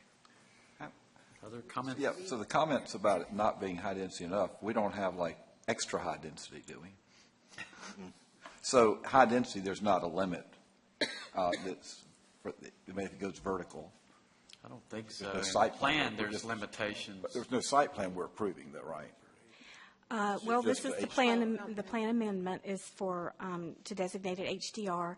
There is a limit currently in our ordinance for property that's multifamily. If you are not in a mixed-use overlay district, you are limited to 12 units per acre. If you're within a mixed-use overlay district, then you can get more density. And right now, in the Eastern Cary Gateway Plan, this area is a destination center, and the idea would be in the future, implementation of that would be to extend the mixed-use overlay district over this, and it would become a mixed-use overlay district. At this point, that's not been implemented. So it's a chicken or egg thing. So what happens, we approve this, and then it becomes in a mixed-use overlay. Then what's the limit? Does the limit change because it becomes in the mixed-use overlay district? It goes under it's an amendment to the current plan. And when we have a new plan adopted, which I suppose we will tonight, then it will be conforming within that plan. Yes, Am I correct? asking. It would be conforming within that plan, but implementation of that plan to make it a true destination center would mean that there'll need to be ordinance amendments, as we talked about earlier. When you adopt the plan, that's just the first step. So the mixed-use overlay district that is currently at the town center down south will need to be, by ordinance, extended northward to make this entire destination center be a mixed-use overlay. So it's not going to happen immediately after adoption. That option will be there, but so there'll be an implementation step that has to take place. But it would be, the plan would become. But regardless of whether that was extended, and this became that, there's still nothing that requires them to make it more dense. They could still come back with the exact same proposal. That's correct. But they would be allowed to be more dense. Well, if he wanted to do that, he'd probably wait for us to make the changes and then come back with that. But I don't think he does, or else they'd wait. And quite frankly, up against Chatham Street right here, where it's currently only a two-lane road, probably only going to be a two-lane road for quite some time, even though it is on a transit corridor. I think it's a wonderful use of the property. I really do. Other questions, comments, motion? I'll make a motion to approve the CPA amendment. I'll second that. There's a motion and a second. Discussion. All in favor, please say aye. Aye. Any opposed? Motion carries unanimously. Thank you. We now move to our second discussion item, 16 REZ 14 East Chatham Street Residential. Staff will introduce the item. Ms. Grannon. Thank you. This might clear things up just a little bit, I hope. I need some help. So this is the same property that Ms. Redling just presented. The current zoning is a mixture of residential 40 and general commercial. The applicant's proposing residential multifamily conditional use. Proposed to you at the initial town council meeting, there was only one zoning condition, that was to limit the use to residential multifamily and neighborhood recreation. There was a traffic study conducted. It pointed out several deficiencies at intersections in the study area. Since the town council public hearing and since the planning and zoning board meeting, the applicant has offered to conduct certain improvements that were highlighted in your staff report. So they've amended the zoning conditions that are proposed, and that's why this was delayed before it came back to you. So the Planning and Zoning Board did recommend this for approval by a vote of 5-2. There was concern expressed about the timing of the Eastern Gateway Plan, and there were concerns expressed about the applicant not offering any traffic mitigations, and they have done that since then. And as Ms. Redling pointed out, the current zoning conditions, or this current ordinance, limits the density to 12 dwelling units per acre for RMF. That could potentially change with an ordinance amendment at some point in time in the future, but that's what the applicant is limited to at this point in time. This concludes staff's presentation. Thanks. Mr. George, you okay with that? Yeah, I think that makes sense. It was curiosity because I thought maybe if we did if it came after the Eastern Gateway adoption, that we wouldn't have a grandfathering or a falling in, but I understand that's only because of the ordinances have to be changed, not the land use plan. So I'm with you. Thank you. Other questions, comments? Just have a quick question. Can you tell us how this parcel relates to the hotel rezoning that was done? I thought there was like some land right around here that was rezoned for a hotel. a while back, like Sheila Ogle's property? I don't know that it was rezoned, I believe. It was just under contemplation? Was that where the Bojangles property is and No. the commercial property, right? Oh, going to the east. It's right there. Did that end up going through? Did that rezoning end up going through, or? I just can't I don't remember. think so. I think they were considering it, Considering talking it, but about then it, they but then didn't it do never it? came through, right? Okay, all right. So It was, I think, at one time, even a medieval times proposed out That here. was, you're going way back on that one. That was the old pirates and everything. Medieval times, huh, Jack? Yeah, it was. Okay. Yeah. Used to come Good old pirates. Thank you. Yeah, that was their Other- word, Jeff. Okay. Yeah. Other questions? Just wanted to understand how they related. Okay. Other questions, comments, motion? Make a motion to approve 16 REZ 14. Second. There's a motion and a second. Discussion. I was just wanted to thank the applicant, because when I first read this, when it came through, I know there were like 6 traffic mitigations. I was really concerned about that, so I was glad to see that I think 4 or 5 of them were covered. So I watched the Planning and Zoning Board, so I saw that they were very concerned about that. So it's always good to see what a partnership can really look like. Other comments? All in favor of the motion, please say aye. Aye. Any opposed? Motion carries unanimously. Consistency statement. Make a motion to approve the consistency and reasonableness statement. Second. Motion and a second. Discussion? All in favor? That's option A. Option A. Option A. Of course. I knew that. Okay. Everybody clear? Option A is the motion. All in favor of the motion, please say aye. Aye. Any opposed? Motion carries unanimously. Thank you, Ms. Grannon. Thank you. We now move to our 4th discussion item, 16 CPA 06 Eastern Cary Gateway Plan. Mr. Alma will introduce this item, and we may take action. Thank you, Mayor. I'm going to take you on warp speed. We told you the comprehensive plan would be coming back later, but here we are already with a piece of it. So we're ahead of schedule on this one. Leanne needs to go ahead and just buy a house in Cary. As you know, and as we presented, part of the new growth framework map within the community plan identifies various destination centers. The Eastern Cary Gateway has been identified as a new and emerging one as part of the entire process. And this is the vicinity map that you're familiar with, where the entire area ranges from Cary Town Mall on the south end up to Chapel Hill Road on the north, and it's between Maynard and Interstate 40. And so Leanne will describe the components of the plan and what's been changed, and we'll cover what Planning and Zoning Board reviewed as well. Eastern Cary Gateway. So obviously a very important part of the Cary Community Plan. The vision for this area is to have a high-intensity employment center with a strong mix of uses, to have it much more walkable, connected, to have a variety of modes of travel provided within it. It has, within the vision, the revitalization of older properties like Cary Town Center, and the cohesiveness with new developed areas. There's been attention paid to character, entryways, and public spaces within this area, and also noting the sports and recreational venues and the ways that that can be enhanced and incorporated into this destination center over time. This special planning area includes 4 particular policies to help guide development over time that deal with fostering development of a compact mixed-use and high-density destination center, improving the visual experience of gateway corridors, requiring connectivity and accessibility within and between developments, and opportunities to partner with the City of Raleigh on joint planning supportive of the Eastern Cary Gateway and the larger area context that it sits within.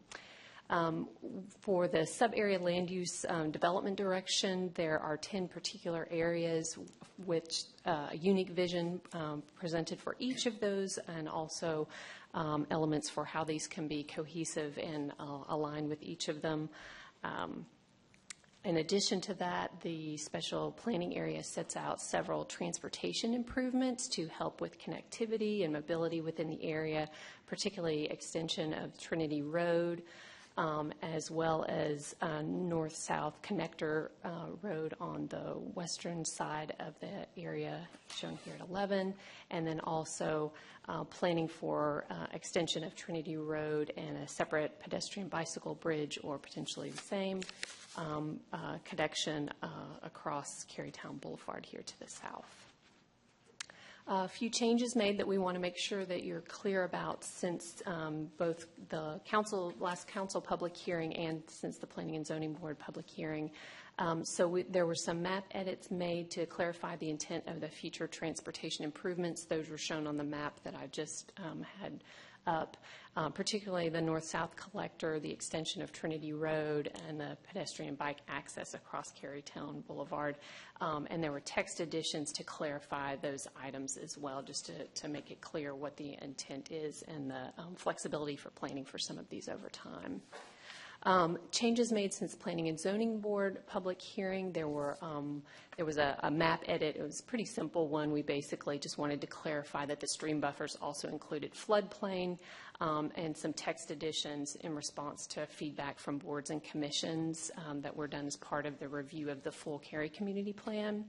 As part of that, the How We Will Achieve Our Vision, which is a section in each of the policy chapters, that was tweaked a little bit to kind of make it a higher level policy initiative format that was carried throughout the Cary Community Plan. We carried those changes within the Eastern Cary Gateway Special Planning Area.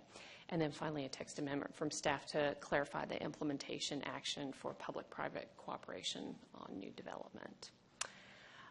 In terms of how we will achieve our vision, again, these are the three policy initiatives that basically the substance of the implementation are the same. It's just the way in which these are framed are slightly different to be consistent with the rest of the plan. And these three are to foster development of a compact mixed-use and high-density destination center, improving the visual experience of gateway corridors. Secondly, to require connectivity and accessibility within and between developments. And then third, review of regulatory measures that impact development timelines for the area. And I'll hand back over to Jeff. Thank you, Leanne. Adoption of this plan supersedes our current comprehensive plan for this area, as well as the transportation piece within our current transportation plan. And as we've said on other aspects of the plan, additional zoning amendments are going to be needed in order to be able to move forward on this. Ms. Redling pointed out on that prior case work that we'll need to do fairly quickly if we're going to be able to, once this is adopted, in order to have the regulatory scheme line up with the plan. We identify for you the standard aspects that we evaluate that suggest a change in our comprehensive plan, and for a variety of reasons, we believe that this meets those outlined in the Land Development Ordinance. No one spoke at the public hearing conducted by the Planning and Zoning Board, and the board recommended approval of the plan as presented to them by a vote of 7-0. And staff would recommend approval of the Eastern Cary Gateway Special Planning Area using the resolution that we've attached for you as the first component of our new Cary Community Plan. And with that, Mayor, I'll turn it over to you for your discussion. So before we get into discussion, we had a comment made earlier this evening about the 5 to 15 stories changed from 3 to 15, and they think the intent was for office, and I would love to hear what you think the intent was, and then I'm going to open it up to council members. I'm not sure if as we were working on that we were really thinking of making a distinction between office or other. I know we talked about taller office buildings in this area, and the tallest buildings in Zone 2 is an office zone and an office district. We have a potential way of addressing that might give folks some comfort in how to deal with that part on the height part, and Leanne can describe that to you if you want us to. Please. Sure. You might recall, I think it was your last work session where we worked on Eastern Cary Gateway, that we added some language to describe that the percent by land use was general guidance.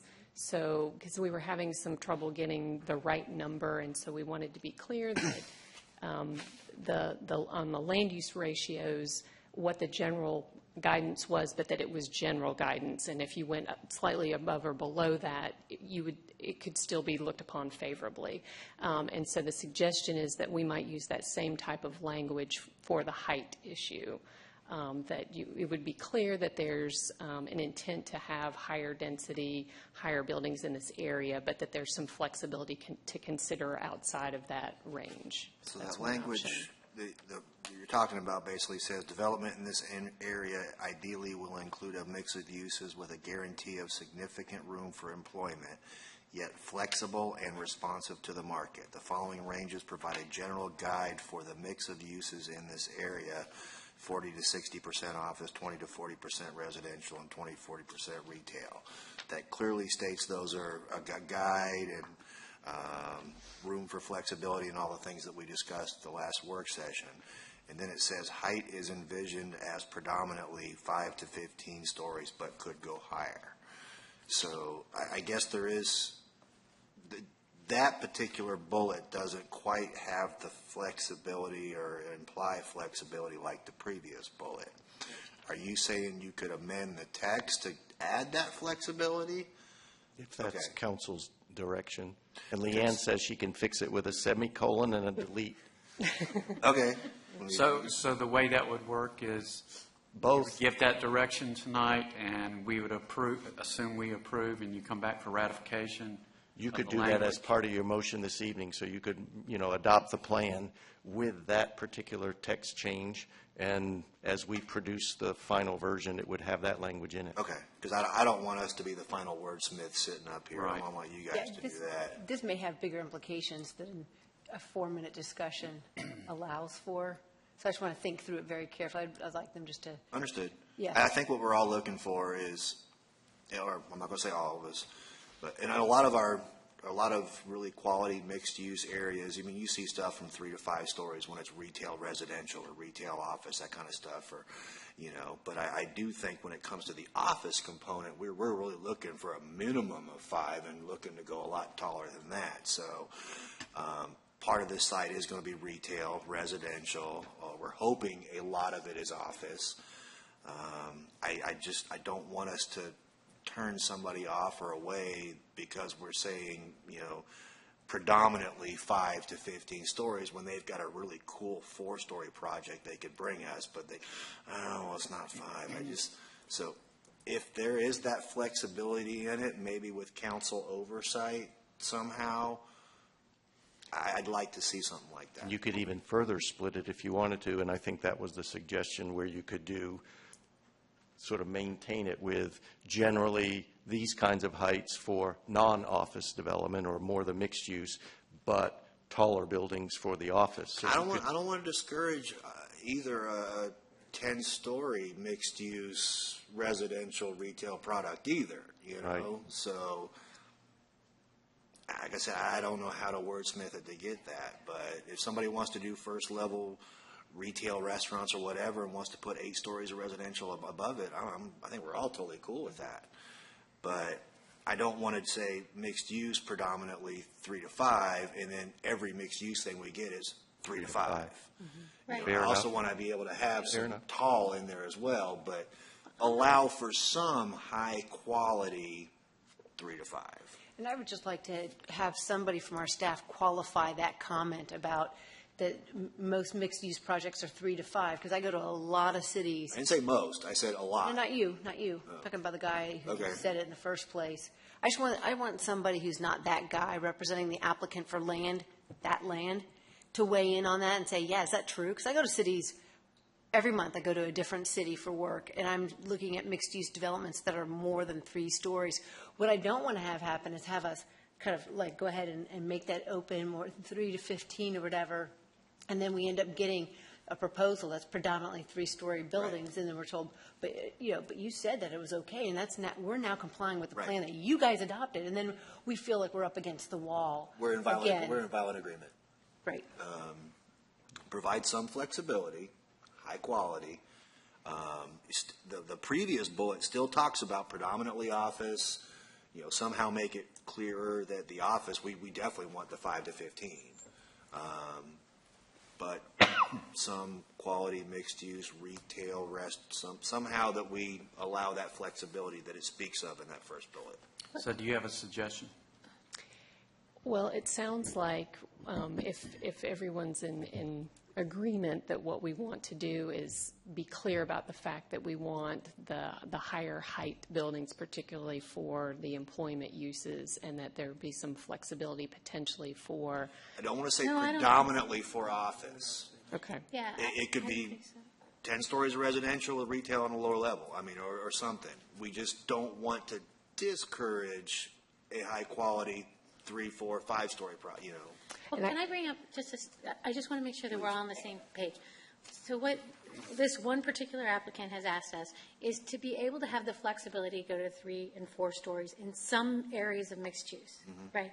And any of us who have been outside of Cary and have seen some of the better mixed use, the Santana Rows, the Birkdales, et cetera, they never have just the quality ones. They're never all just 3 stories. They have to create a sense of place, they have 3-story in one place, they have 4, 5, 15.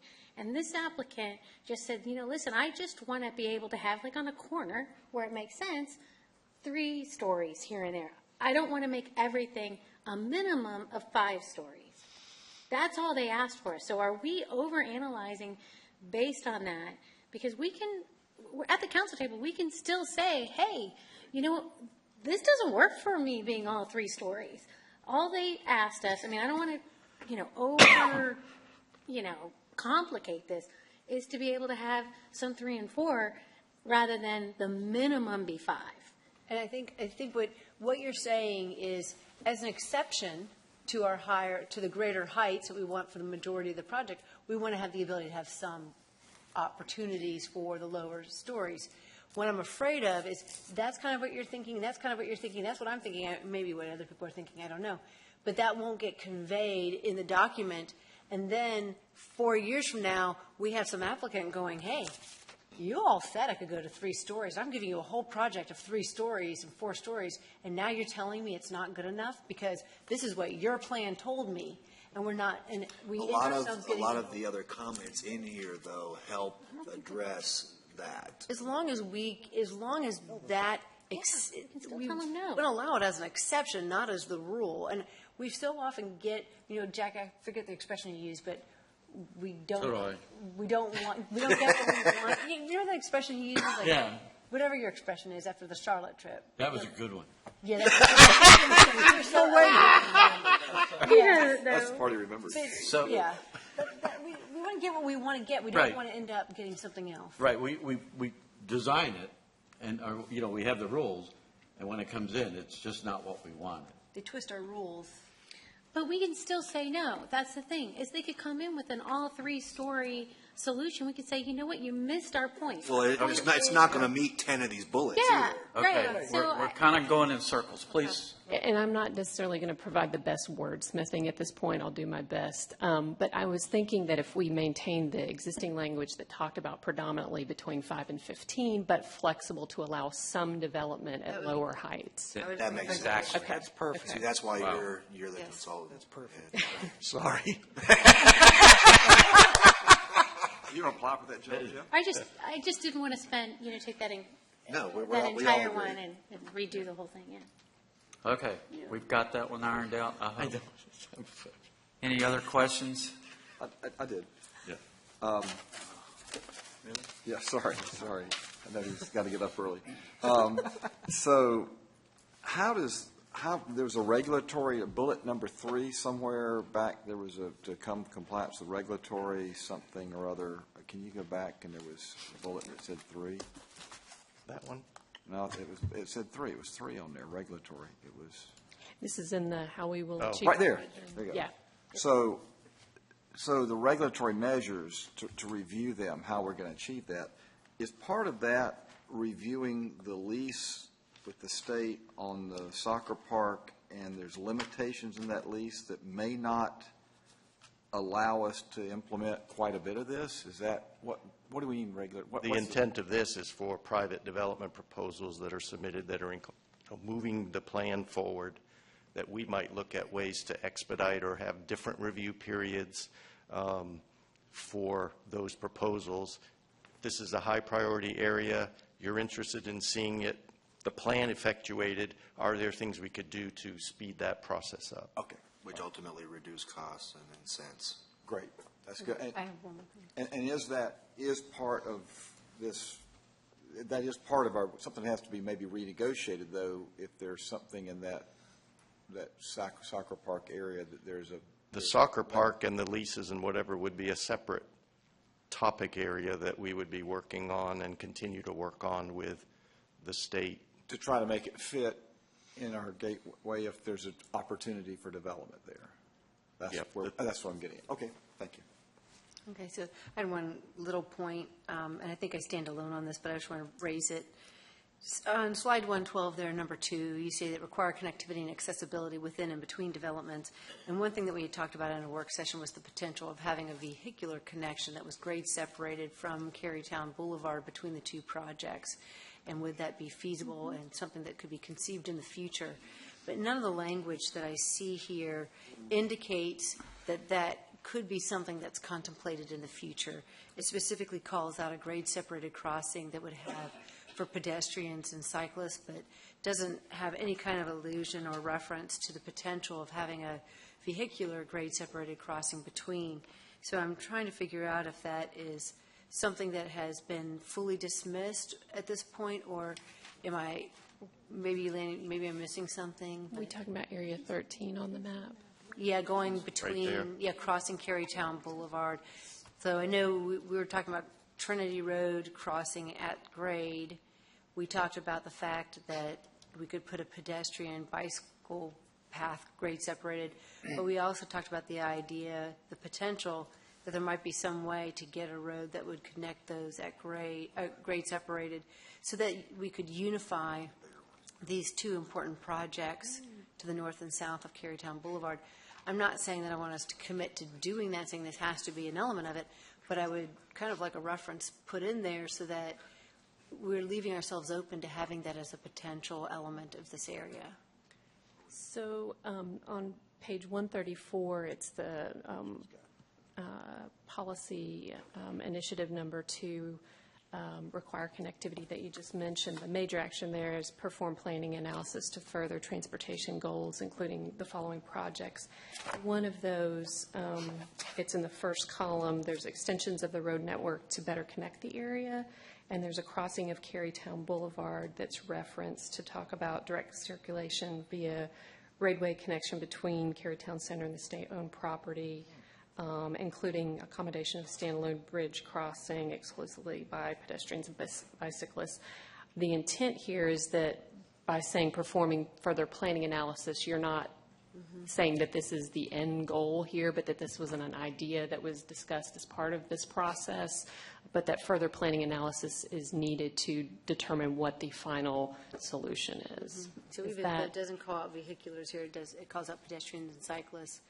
Vehicular crossing is insinuated by the roadway terminology? I think that was the intent, that that first line, direct circulation via roadway connection between them, should be a priority as development and redevelopment. So my comfort level would be that we either say grade separated roadway, or down below where you say a standalone bridge crossing and you say vehicular, cyclist, or pedestrian, because you could do direct circulation of a roadway connection between the two and it could be at grade, and there's no contemplation that that would even be a potential of doing something grade separated. So it sounds like just maintaining the opportunity to look at both grade separated or at grade. Is that kind of okay? Yeah, and call it out. I like that. Everybody else go with that? No, that's fine. The key here is that we never came to an agreement at the work session as to exactly where these roads should be. Right. Or Down the line is, and flexibility, the bullets were added, I think, which are great to give us the flexibility in the future to decide where they are, and we can go forward and adopt the plan without having the roads. That's the key to me. Grade separated or not, I mean, I'm fine with adding that language. okay. Thank you. Other questions, comments? I made just a little list of pros and cons. Just a little list, right? Brief just list? A short list. And I think it might summarize things. And the cons are I'm the lone wolf on the two cons, by the way. But there's no house there. The pros are it opens the way for the much-needed redevelopment or reinvention of Cary Town Center. Mm-hmm. I mean, that's just a wonderful thing that I think everybody in our community is crying out for. And this is something it does. It opens the way for the development, finally, of the state property, hopefully along the lines of the preliminary plans that we've seen, and every time we see them, they keep getting better. It encourages the enhancement of the soccer park, encourages the expansion of the aquatic center, which is a great thing. It adds the bullets from the last time about the flexibility of the road system that we haven't decided. I think that's a great addition, that we can move forward without knowing exactly where those roads are. And there's also language in there which you may not have noticed, which mentions the couple historic resources that are found in the Eastern Gateway area, which we didn't talk about, but there's a little language in there for that, which I think is great. The WPTF transmitter, for instance. It's historic. They don't use radio anymore, do they? At any rate, those are in there. And it enhances the gateway entrances to the town with the landscaping and the public art. I think that's a wonderful thing. The only two cons to me, and again, I'm the lone wolf on this, I think those 15 stories are just unrealistic and just too much. But I don't think we're going to see 15 stories coming in there. And another area, 20 stories or higher, I think that's just unrealistic. But I'm saying to myself, I don't think we're going to see anybody come in with 20 stories there. I think we're asking too much. And I would have liked to have seen, I've said all these things at the work sessions, I would like to have seen more emphasis on special destination kind of things. Instead of office, commercial, residential, office, commercial, residential, office, commercial, residential. I would like to have seen more institutional, emphasis on institutional, educational, cultural, entertainment venues in this area. I'm disappointed. It mentions it in the writing, but it really doesn't develop that way when you look at it. So those are some cons, but if you kept score, there's a lot more pros than cons, and I think holistically this is going to be a great benefit to Cary citizens. I mean, I think your last one, you make a great point, Ed, but at the same time, if this becomes the type of area we think it or hope it's going to become, you might get some of those cultural and entertainment type. It doesn't ban that. It doesn't preclude it. Sure. Mayor and council, we're so good we forgot we already wrote the language that Mrs. Robinson was asking about.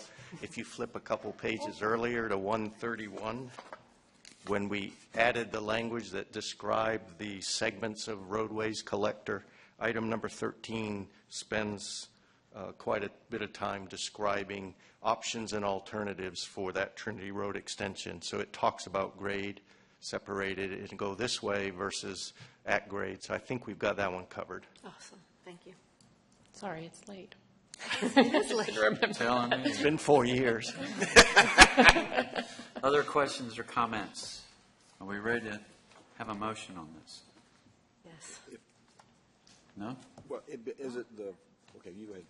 No, go ahead. We had one. I was just, so are we back now to one amendment? Change. One change, which was, my memory's gone now, it's late too. It's in the flexibility of height at the end of that statement about predominantly.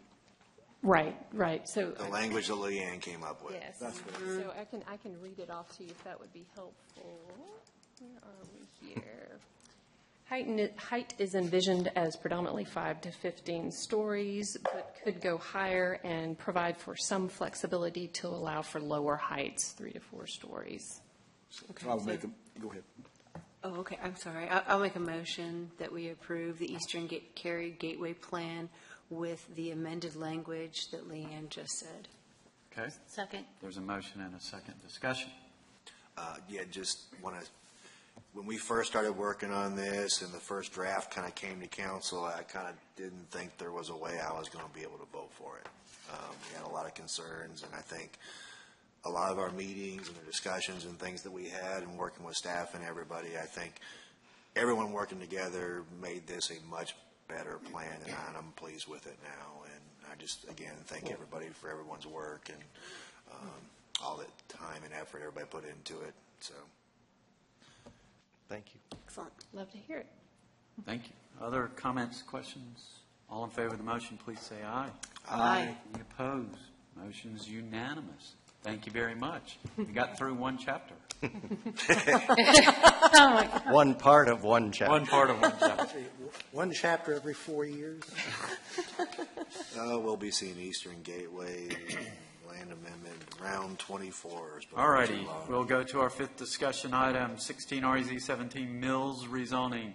At the October 27th meeting, 2016 meeting, council meeting, the council tabled this item, so before staff can give any type of presentation, we need to remove this item from the table. Is there a motion? So moved. Second. There's a motion and a second. Discussion. All in favor, please say aye. Aye. Any opposed? Motion carries unanimously. Ms. Dry of our staff will present the item. We may take action. Good evening. We may not. I knew that wasn't going to happen. Since this item was tabled at the last meeting, we don't have a presentation other than just a summary slide, just to remind the audience that this request is to rezone 2 properties from residential 40 to TR, transitional residential conditional use. So this is the only slide I have, but I have other ones hidden if you wish to see them. Thank you. Thank you, Ms. Wright. So when we last left this item, I believe I was the person in question at the time. I had a lot of had a lot of questions about as I looked this over about what was guaranteed and what was not, and so my concerns are I have to look at the worst case scenario, and the worst case scenario didn't look appealing to me. Earlier tonight, we heard from Mr. Beebe speaking about his reputation, and I do respect Mr. Beebe and all the work he's done in town. And then we heard from Mr. Barron as well, who said that he would be willing to offer conditions.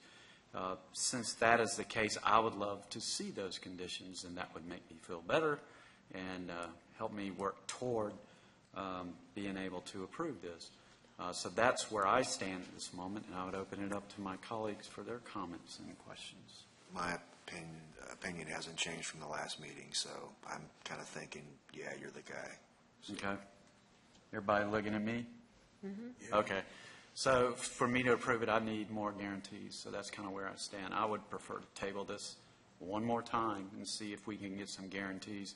Some of the things I don't like are, one, not having any guarantees about the structures, the look and feel of those structures, the density of those structures, anything that can help with that, with the guarantees. There are other minor things I don't like. I don't like the fence. I think you brought that up last time, or somebody brought that up last time. But I'm not going to vote against it. Yeah, I'm not going to vote against it because of the fence. I don't prefer 40 units. If the density is lower, that would be more attractive to me. But I am open and willing to hear all options. But my preference at this time is to give the applicant time to offer conditions. Yes. It sounded like one of the conditions that Mr. Barron was talking about was a path to the tennis center. Mm-hmm. The tennis center is a gated facility, so I can't see having a gate into the tennis center when we're trying to restrict access. Does anybody have, like, from parks here to comment? I have a question about that, too, and I'm glad you brought it up. It depends on how we talk about it. You know, there is that gate to Green Hope High School on the tennis center side. So it's possible to have a pedestrian access during open hours. I think Mr. Barron may have brought that up because I had said, I wonder what the plan will be for citizens to be able to use that and access that. Will they have to go all the way around? Will we plan, because that part of our park hasn't been planned yet. That part of our expansion hasn't been planned yet. What is that going to look like? So there's still ways to do it. I wanted it to be more seamless. when we were having that discussion, how are you going to get people who obviously will want to use those facilities to be able to get there without, getting in their car and driving all the way down up Church to Louis Stevens to... Well, I think... You want to bring the applicant up to maybe... Yeah, but let me just talk about this little area here. We have a gate that our staff has to maintain every day. It's to unlock it in the morning so that high school students can pass through the tennis center, lock it back up again after high school hours, come back in the afternoon during school hours. If a student isn't coming home at the normal time, if he stays after for a program or an exam or something, he's now not able to pass through the gate because the gate has been closed. Mm-hmm. So it's kind of, to me, something that we jerry-rigged for a small period of time. That small period of time has now lasted years. The reason that we had to do this because we didn't have a greenway that cut across this land so that the kids, all these kids who go to that high school to the east, that live to the east, could get to the high school in the west. So to me, the answer for this sliver of land, both the town's parcel and maybe this parcel, is not a gate into the tennis center, another gate that has to be maintained, but a greenway that skirts the southern property line of both the town's land and this property, so that you, or somehow weave through this property so that you can get as a pedestrian across there without having to cut through the tennis center. Yeah, I think they were just specifying, I think maybe we made up the word gate, but they were using the term connectivity. Okay. So they didn't specify what that connectivity was. We need to kind of work through that. Right. If it's going to be tabled, just work through that concept. Are there any questions for the applicant, or we just want to table this? I want to table this. I don't know. I'm content tabling it. I'm fine. I still stand by all the comments I made the other day. I don't think that it is necessarily a project beyond hope. So I'd be very interested in seeing what they come back with. But I also don't think that they should be asking the council members to give conditions, because that's not our role. Our role is not to tell them what conditions we want. Our job is to tell them what we are dissatisfied with, and it's their job to write and construct those conditions and offer them to us. Well, I think that's what they've done, and I kind of think that's what we did. I mean, especially like in regards to the mayor's comments regarding the density, the look and feel, that kind of thing. I mean, I think he made clear his I think that's what Harold is doing. I think the applicants probably tried to address that in some manner. If we're going to table it, fine, but I was kind of curious to hear or learn more about what they were offering, but I don't know at the same time, are they prepared to present us with that, and we're just informing us of their intent? Public speaks out, so I would like to at least give the applicant an opportunity maybe to ask if they have a couple questions to follow up or clarify or anything else, so we don't bring them back in a couple of weeks. 2 or 3 more times. Make the time we tabled productive, absolutely. Yeah, we've been here all night anyway. So, Mr. Mayor, members of the council, Jason Barron and Tom Beebe's here as well. Just due to time constraints, the way the way the town's ordinance works, we would have needed conditions into the town 10 days ago. Okay. So we're actually prohibited from formally offering conditions. So during Public Speaks Out, I just wanted to be clear that we were willing to make those commitments as part of the case and that we would submit conditions to the staff. And so the 3 things that I mentioned were, first, that the 40 units would be broken up into no less than 9 buildings. And again, that's an intent. The intent there is to provide, and you all have seen those townhome developments, that it just doesn't look good. You just have a wall of units, and that's all you see. And so the idea is to kind of break it up, create more green spaces, kind of a softer edge to the community as you drive through. The second condition is the pedestrian connection. And that was an effort.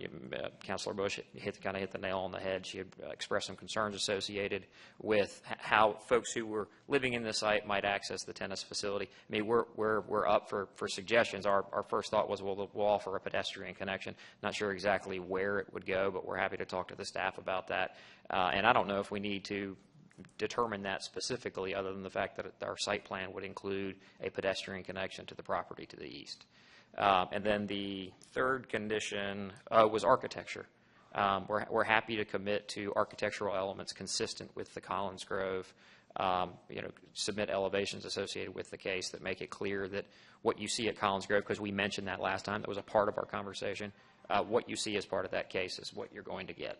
So those are the three things that we kind of came up with associated with the layout that we had shared with you all that we thought might be elements that maybe alleviate some current concerns associated with how much is being put on the property and how it's going to fit in this context. So.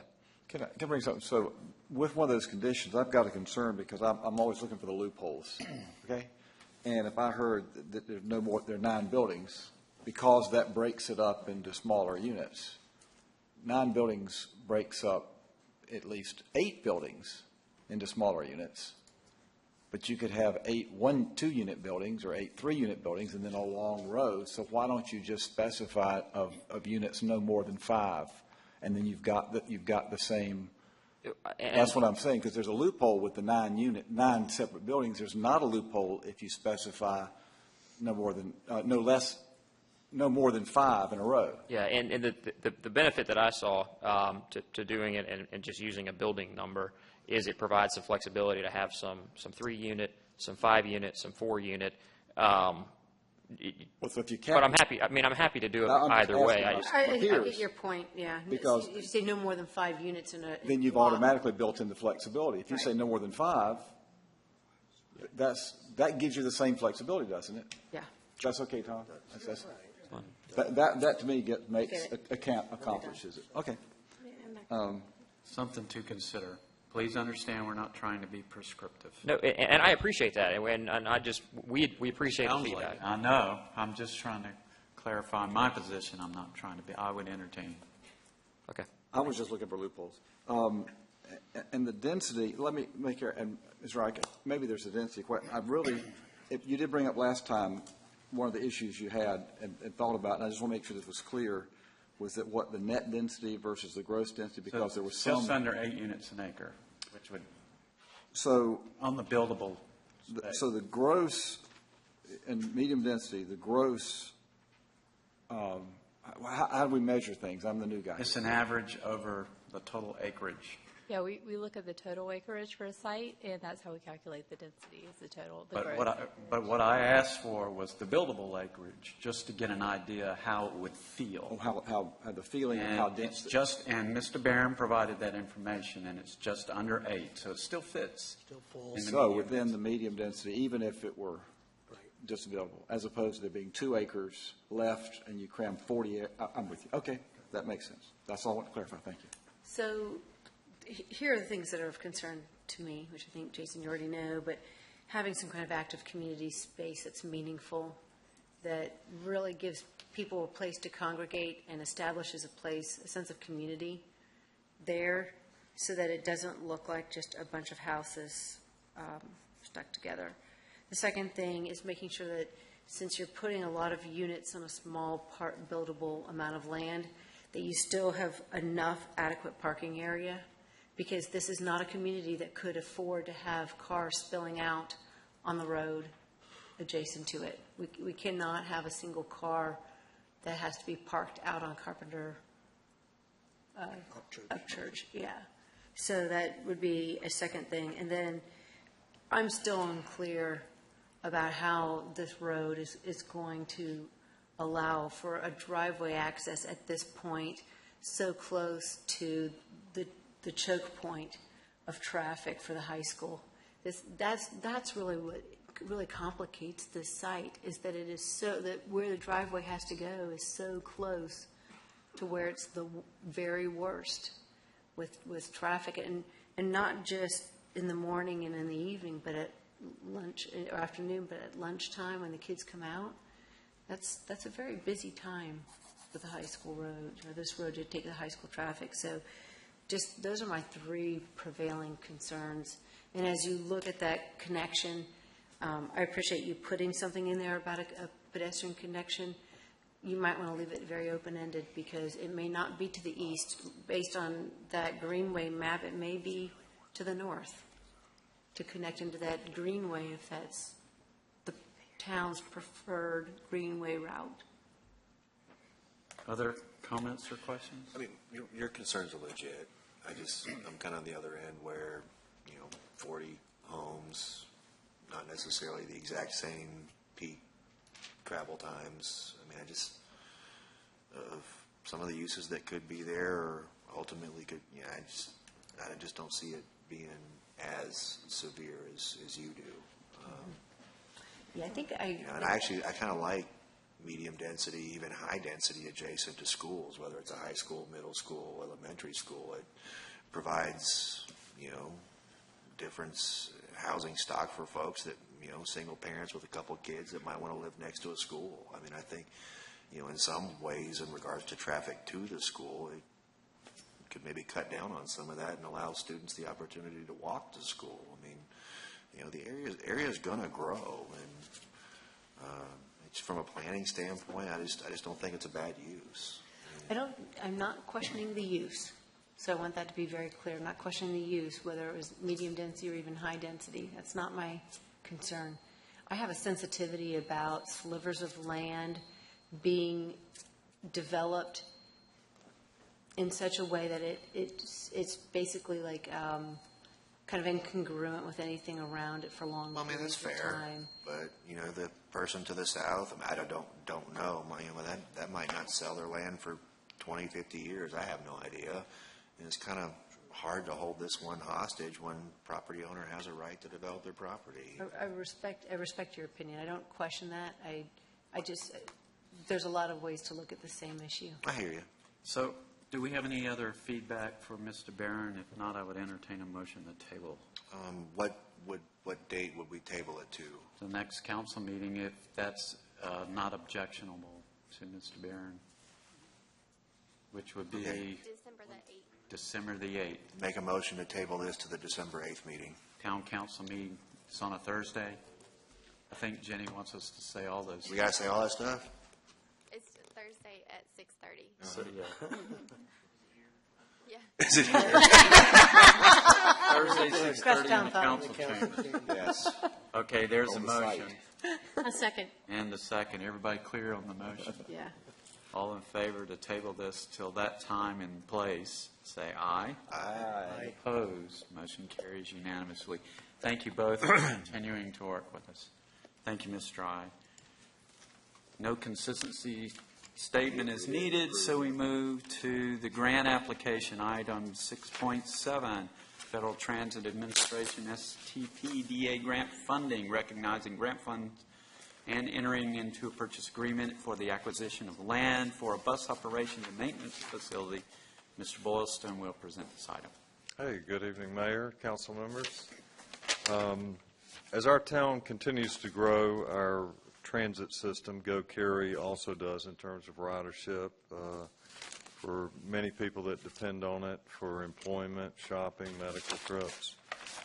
In our continued efforts to prepare for the future of the system in a proactive and efficient manner, we have an opportunity before us to utilize little over $1 million in Federal Transit Administration funds that will allow for the purchase of property on Tower View Court for a future bus operations and maintenance facility.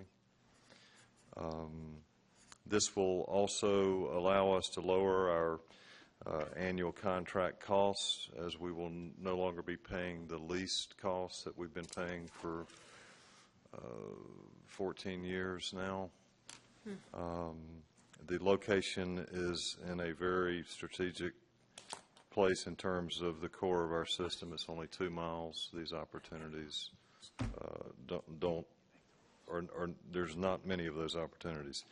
The great news is, with the passage of the transit sales tax referendum this past Tuesday, the town can proceed after purchasing the land with new revenue funds, 100% from the new revenues for the design and the construction of the facility. So staff recommends that council authorize staff to accept the $1,004,000 in grant funding on terms offered by the FTA accepted by town staff. Number 2, budget and assign the grant funds to the 1222 Cary Transit FY13 project is detailed in the fiscal impact section of the staff report. 3, adopt the attached resolution approving the attached contract for sale and purchase of real property and authorizing the town manager or deputy town manager to execute a contract substantially like the contract and to provide such notices and take such actions as contract contemplates.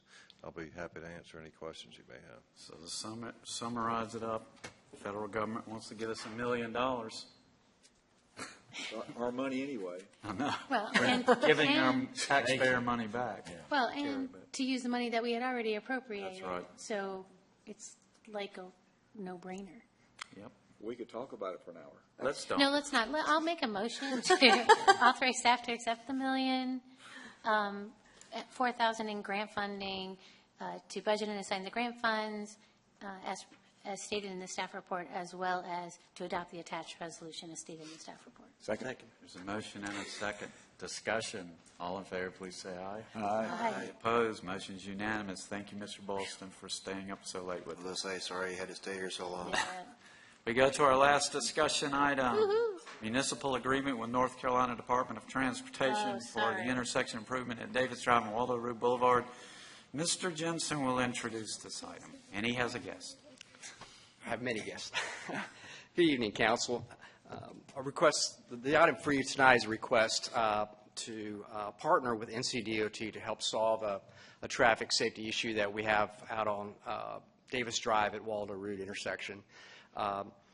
This particular safety issue was brought up by staff with NCDOT several times to try to lengthen the left turn lane for cars that were spilling out on Davis Drive. And we've had several opportunities to get them to try to use spot safety funds to fund this state road project.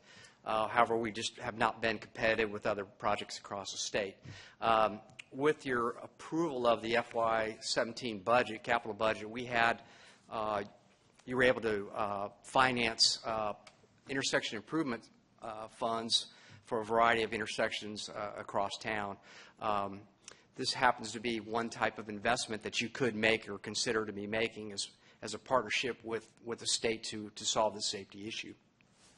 And I do want to really highlight for council is that you've done a great job partnering with DOT on projects, but you have also took on a great responsibility throughout the years to finance and invest in transportation, particularly on state highway systems. I just want to highlight that the great work that the town of Cary is doing on solving our transportation issues. I'm going to let Amir Nazarati talk a little bit about this staff report, and we'll answer any questions at the end. All right. Good evening, Mayor and Council. As Mr. Jensen mentioned, the staff is coordinated with the NCDOT for this improvement at Davis and Waldo Road. This picture on the screen was taken yesterday at around 5, and this project was identified based upon the safety improvements that would be provided by providing more storage for the left turns and removing them from the through lane. The staff recommends adopting the resolution authorizing the town manager to approve the municipal agreement with the NCDOT for this improvement. As part of the agreement, the town will be responsible for providing a $200,000 lump sum payment for the construction of the project. The total project design and construction is estimated to be $475,000. The NCDOT has designed the project and will be responsible for the construction administration. This is a site map of the area. The improvement extends that left turn lane about 515 feet. It's a total about 850. So based on analysis from the NCDOT, increasing the turn length has the potential to reduce crashes by 15%, total crashes at the intersection. During a 5-year period between April 2010 to March 2015, there were 43 total crashes at the intersection. With that, I'll answer any questions. Questions or comments? I guess my only question is, are we just chasing a problem here? Like, we extend this line out, and then another 6 years is going to be another 500 feet down the road again, spilling out? Like, is this going to be like an ongoing? I could probably answer that. I think if the problem gets exasperated, I don't think lengthening the left turn lane is an option any longer. You're talking about probably more a major reconstruction project of that intersection, or look for other opportunities to try to divert traffic away from that intersection and move it somewhere else. So this really is a opportunity to do a really low-cost improvement that will have some benefit, and the town has, roughly 40 cents on the dollar into the project, so it does provide value for us. I mean, the real problem is, since we both live there, if you go that way, part of the reason they're making the left on Waldo Road is to make the shortcut to Cary Parkway. Mm-hmm. And they're making the shortcut because we have the problem that hopefully is going to be fixed soon at Cary Parkway and High House. Mm-hmm. So once that problem is solved or addressed, then you're not going to have as many people take, the shortcut. Right, and you have the community to the south that their collector road can't go over the railroad tracks. It's stubbed. So everybody has to go and do a circuitous route to get there. Exactly. So I think once the Cary Parkway and High House is addressed, we won't see, there's already, the problem is, as you come up to it, you see there's the backup to make a left on High House. Well, I'll just keep going straight and see if I can make the left at Waldo Road. But when there's not that backup, I just don't think that it'll be as bad. So mostly to answer your question, are we just trying to Band-Aid a problem? Mm-hmm. I think it's going to get better and those other improvements. But maybe I'm wrong. No, I think your reference to the improvements and the investments we're going to be making at Cary Parkway at High House Road with double left turn lanes and right turn lanes, certainly it's in my belief that I think we're going to deflect a little bit of traffic off of Waldo Road. And again, most people are avoiding that area because it's very difficult and to get through that area. And we really witnessed it when the Morsel Parkway was closed for that grade separation project. So you saw a lot of increases in traffic, particularly in Waldo Road, because they were trying to get away from using the Cary Parkway High House intersection. So you're spot on with that observation. Okay. All right. Well, I'm thankful that DOT is willing to address this problem with us. I think it's good. So I'm ready to make a motion. Please. I need to find it here. Sorry. I make a motion that we enter into a municipal agreement with the North Carolina Department of Transportation for the intersection improvements at Davis Drive and Waldo Road Boulevard. A second. There's a motion and a second. And may I again clarify? Ms. Robinson moved to adopt the resolution. So there's 3 line items. Oh, do I need to do all the line items? At least the resolution. Do you see them right under? The attachment A. So Just the resolution. on the agenda line 3, you see the recommendation staff recommends. Where's she pointing to? No, I'm going to withdraw my motion, let you do it since you have it down. Okay. Is authorized construction? So this, that we follow staff's recommendation to authorize construction of the project as currently designed, and also to adopt the attached resolution within the staff report approving traffic DOT construction agreement. There's a motion. A second. And a second. Discussion. All in favor, please say aye. Aye. Any opposed? Motion carries unanimously. Thank you. Thank you.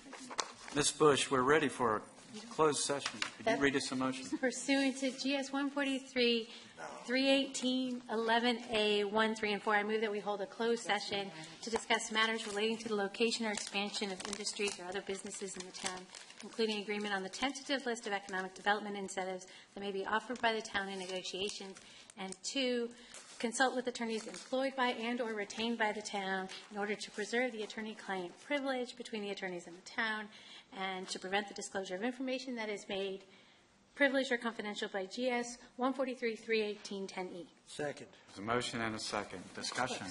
All in favor, please say aye. Aye. Aye. Any opposed? We're in closed session. The brain.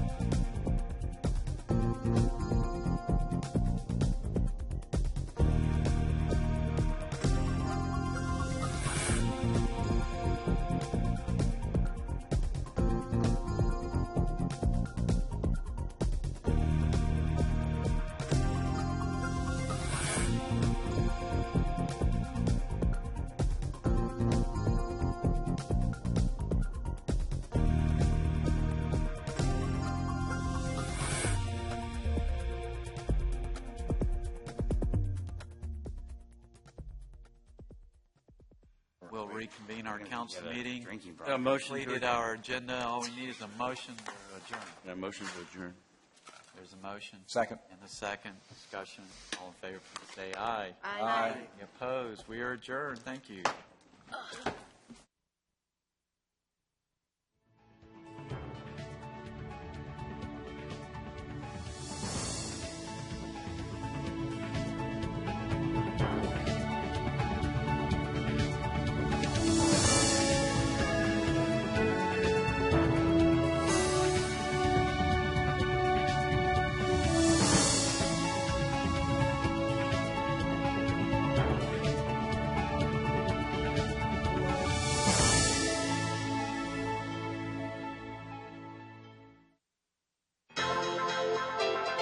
This has been a production of Cary TV. Visit the Town of Cary's website at townofcary.org.